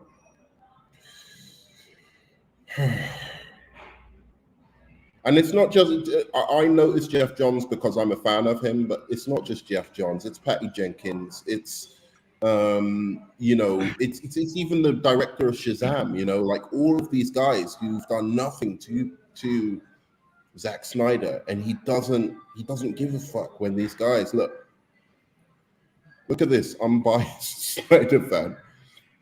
Oh, I love that. Oh yeah, Geralt. Right, and then. Shit. Jeff Johns is a decent writer is a lie that Warner Brothers told. Even though most of Snyder's films were based on Jeff Johns' work. Yeah. You look at this. People, for some reason, people act like he didn't revive the Green Lantern run. Right, Flashpoint, which a lot of people love. He introduced Thomas Wayne Batman, if I'm correct. Right? Am I wrong? Sorry? He introduced Thomas Wayne Batman, right? Am I correct? Yeah. In the Flashpoint. Yeah, and that's what a lot of people want to see these movies. They want to see Thomas Wayne They want to see the guy who played the comedian play Thomas Wayne Batman to meet Ben Affleck's Batman in whatever Flashpoint he was going to do. Right. It's just so it just confused. No, but even it's like it's based on New 52. Jeff Johns, right? Zach is taking heavy New 52 inspiration, but it's just like when people act like one person didn't do great work just because they didn't like how they acted in this situation. Like, for example, I know this is an extreme one to use, but like, shit, I'm gonna use R. Kelly for an example, right? R. Kelly's a piece of shit. Fuck him. He's an asshole. He's dirty. But can we admit he can fucking sing? Yeah, exactly. It's like imagine, you know, like, okay, you hear the shit about R. Kelly, then you say, well, I mean, he couldn't even sing that well, anyways. What? But you have your your playlist is full of R. Kelly. What the fuck are you talking about? You like his music. I'm not saying you need to like the person, but don't act like you wasn't liking what they was creating. You know? Well, it's the same with me. I'm saying, like, about this Zack Snyder thing. People might go ahead and just go, because that's how people are. Oh, well, you know, his movies all are crap because of this. A lot of them are. Yeah. And Jeff Johns, he put Cyborg on the Justice League too. He did that. Yeah. Let's not forget that. I mean, I don't know what to say. I honestly don't. Like, I knew this. I was saying this. And I had these Snyder guys coming at me in comments and whatever, you know, how I'm full of shit. Like, what do I know? And I actually went against Enosh, like, for quite a while about this. And Enosh kind of took a couple of digs at me, but I forgot about it. It's, you know, whatever, you know, and then we got to know each other more. And I hope, you know, it's pretty cool between us now. This guy was, you know, before saying how I don't know what I'm talking about. I don't know, you know, so stuff like that. It's just, I honestly I look at it like this. I look at it right with Enosh, right? You know, this is the best example I can give. When Jody from Jody's Corner did his Wonder Woman 84 review, right? And a lot of people discredited his review because he knew Patty Jenkins, right? Mm-hmm. Now, with Enosh, there's a little bit of that bias there, but I don't fully discredit everything he says. But it's like, you know, kind of defending this dude hard. Yeah, he kind of defending this dude hard, and it's like he ain't putting out any receipts really. You know, not discrediting y'all had a conversation and whatnot, but it's like, you know, is there bias? I don't know. I'm not saying he is biased, but it's like, I remember the same thing happened when Jody did his Wonder Woman 84 review, and people was like, oh, well, you like Patty, why'd you get the movie? Hey, blah, blah, blah, blah, blah. Sure, there'd be a little bit of bias, but does that fully discredit everything they say? That's why, you know. Yeah. I mean, in the end of the day, Ray Fisher has couple of days now. If there was anything he missed out, because Enosh is always saying, like, oh, you know, he missed some shit. You know, I know some stuff. Like, he's told me some stuff that kind of proves all the stuff about Jeff Johns and proves all this and that. If there's anything, he better put it out now. Otherwise, for the rest of his life, he's only going to be hired by Zack Snyder. Yes, what it looks like. You know, He's and either that gonna might get be hired a by Zack good Snyder. thing. He's either gonna get hired by Zack Snyder, Tyler Perry, or he's gonna do like small, really small, like Lifetime movies, or I guess I don't know. Yeah, because again, I'm not gonna just completely, you know, if a guy says, "Hey, I've suffered this kind of thing," I'm not gonna just completely dismiss him. But so I'm not gonna go. I'm 100% sure Ray Fisher is a piece of shit and he's a liar. I'm not. I'm never gonna say that. I want to see the evidence, the proof. Right, because we're not fully Several sure either. years he hasn't given it.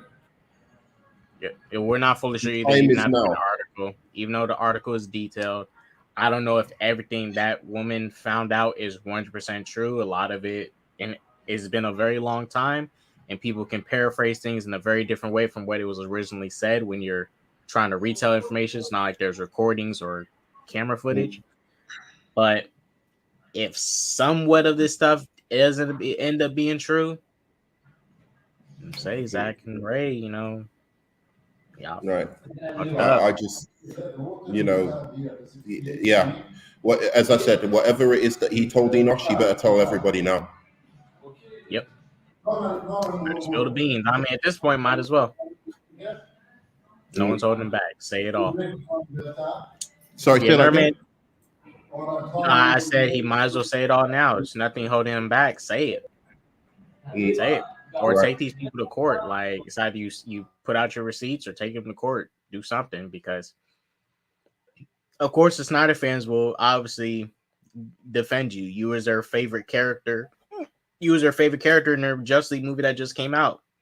So, of course, they're gonna have be a little bit biased. What did he say? What was it? Credibility over entertainment? No, I know what it is. Accountability over entertainment. So, you know, I'm asking for accountability now. You know, I like your entertainment. I think you were dope. Cyborg, you came out of left field for me. I actually, by the end of Zack Snyder's Justice League, I was like, hey, I'd watch a Cyborg movie. I swear to God, I never thought I'd say that, but I would watch a Cyborg movie after seeing that thing. The thing where he gave that woman the money, I thought that was one of the dopest scenes in a superhero movie, where he gave that chick the money. It was such a heroic thing to do. I didn't hate it Cyborg in either cut. He's not my favorite character and I care for, but he did good. I said he did good in both cuts, even with the limited material. Yeah. So, but it's accountability over entertainment. You said it yourself, bro, and I don't care how much I liked you in the movie. I want receipts. I want proof of why you've done so much damage to so many individuals' lives. Is it simply because you're in love with some director and you just decided to do his bidding? Because it looks a hell of a lot like that to me. And I think anybody being reasonable or objective, it should look like that to them as well. Because you can't for 3 years say that someone was racist, and the most, like, he is so unredeemingly racist, just outrageously racist to me. And the most you can put out is that he said that that somebody heard him say, not even me, somebody heard him say that I don't want an angry black man at the center of my movie.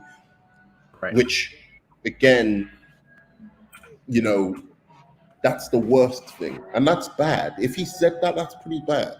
But that's the worst thing. And even that, you can go, there's a lot of discussions in Hollywood about representation of, like, you know, minorities and not tying into stereotypes. And Jeff Johns came out and said, yeah, that's what we were talking about in that discussion. You know, we were saying, like, we can't, not that he said those specific words, but that they talk about how, you know, a character looks, and is it going into stereotypes, and is it, you know, and that's true. That's in every movie. They have to talk about that kind of stuff. So, But the rest of it, everything else he claimed that Jeff Johns did is nonsense, or somebody else is claiming he did it. You know, like it wasn't even Ray Fisher. It's like Ray Fisher going, hey, you know, this girl I met like once, she said Jeff Johns looked at me funny.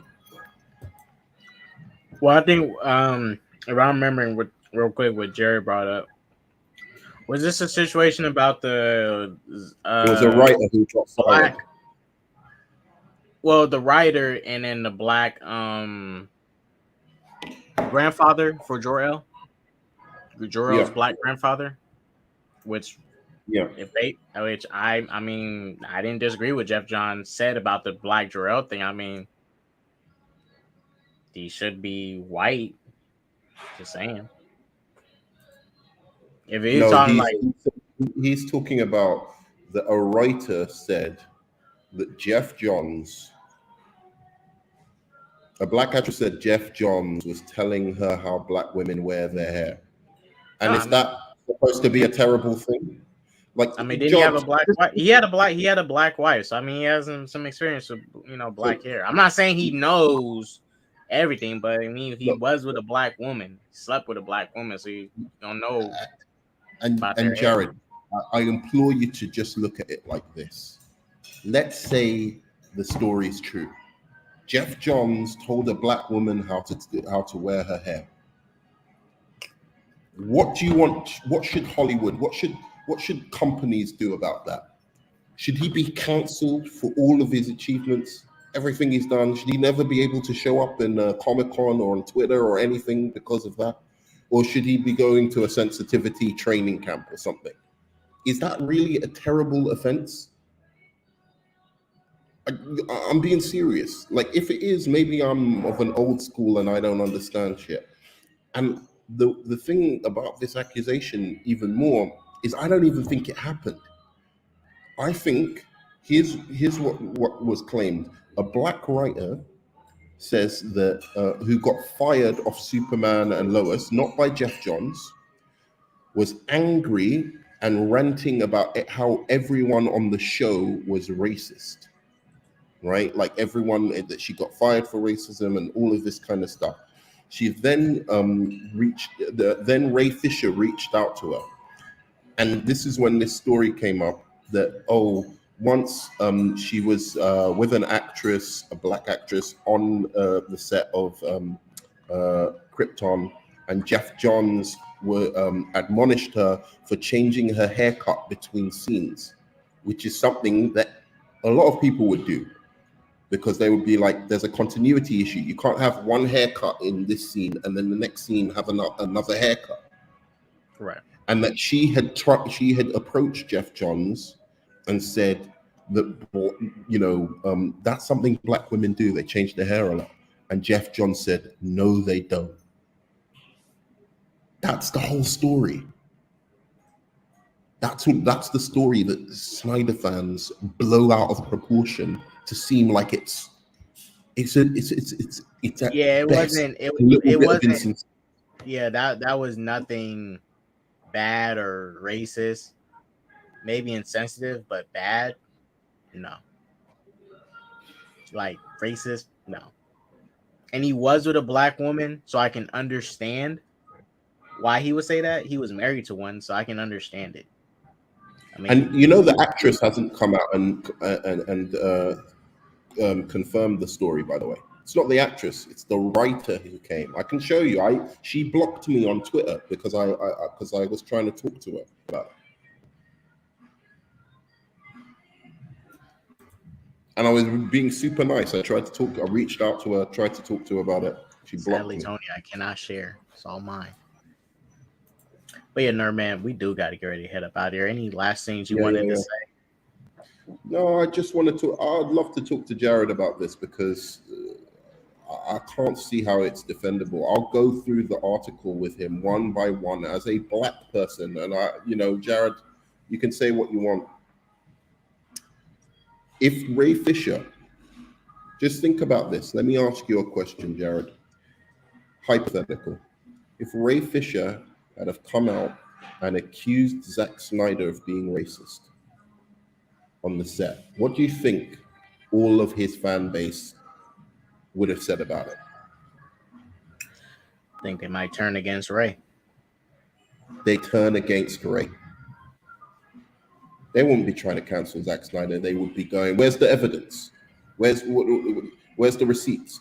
If Ray Fisher had have done the exact same thing, switched the name Jeff Johns, Walter Hamada for Zack Snyder, ask what those same fans who are trying to take these people offline, take these people from their jobs, what they would have done if he had said Zack Snyder had treated him like that.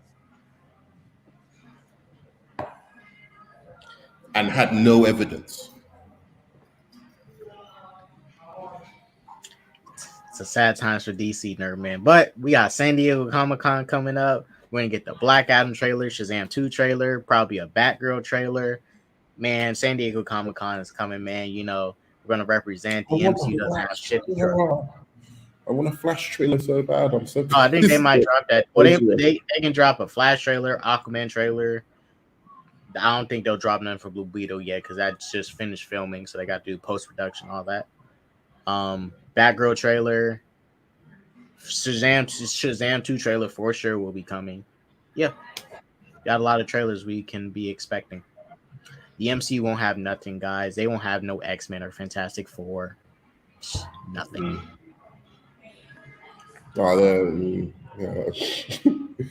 I just hope that they do something exciting because I don't know. I hope too. Yeah, we'll see. I mean, shit, I got all these comics recently. You know, I didn't get all these DC comics for nothing, right? I didn't just order these for nothing, did I? No. So, you know, San Diego Comic-Con, hook your boy up. You know, hook me up. I even got a fucking DC Comics fucking encyclopedia, you know, because DC's better than Marvel. Look, DC over Marvel, guys. Come on, San Diego Comic-Con, come through, Warner Brothers. But yeah, some good comics you got there, bro. Some good comics. I just ordered Spider-Man issue 1. It's gonna be here tomorrow. You mean issue 1? The very first issue. Amazing Fantasy. Well, it's Amazing Fantasy 15. So yeah. Oh, I thought okay, yeah, okay. Sorry. But yeah, Nerdman, we're about to head up out here. Thank you for coming on. DC will always be better than Marvel, bro. Oh, that's fact. Yeah, that's fact. DC always better than Marvel. I know. Sorry. Oh, go ahead. Say what you're gonna say. No, say what you're gonna say. Go ahead. The children of the stars, they're watching us, watching their ancestors argue over DC versus Marvel. And I know they're with me and K-Dots. 100% they're with me. They know. Because they're smarter intelligences. They're traveling the stars out there watching the DC The ancestors movies, reside on our shoulders right here, putting that help watching in Superman 78. A lot of garbage, that MCU garbage. Anyway,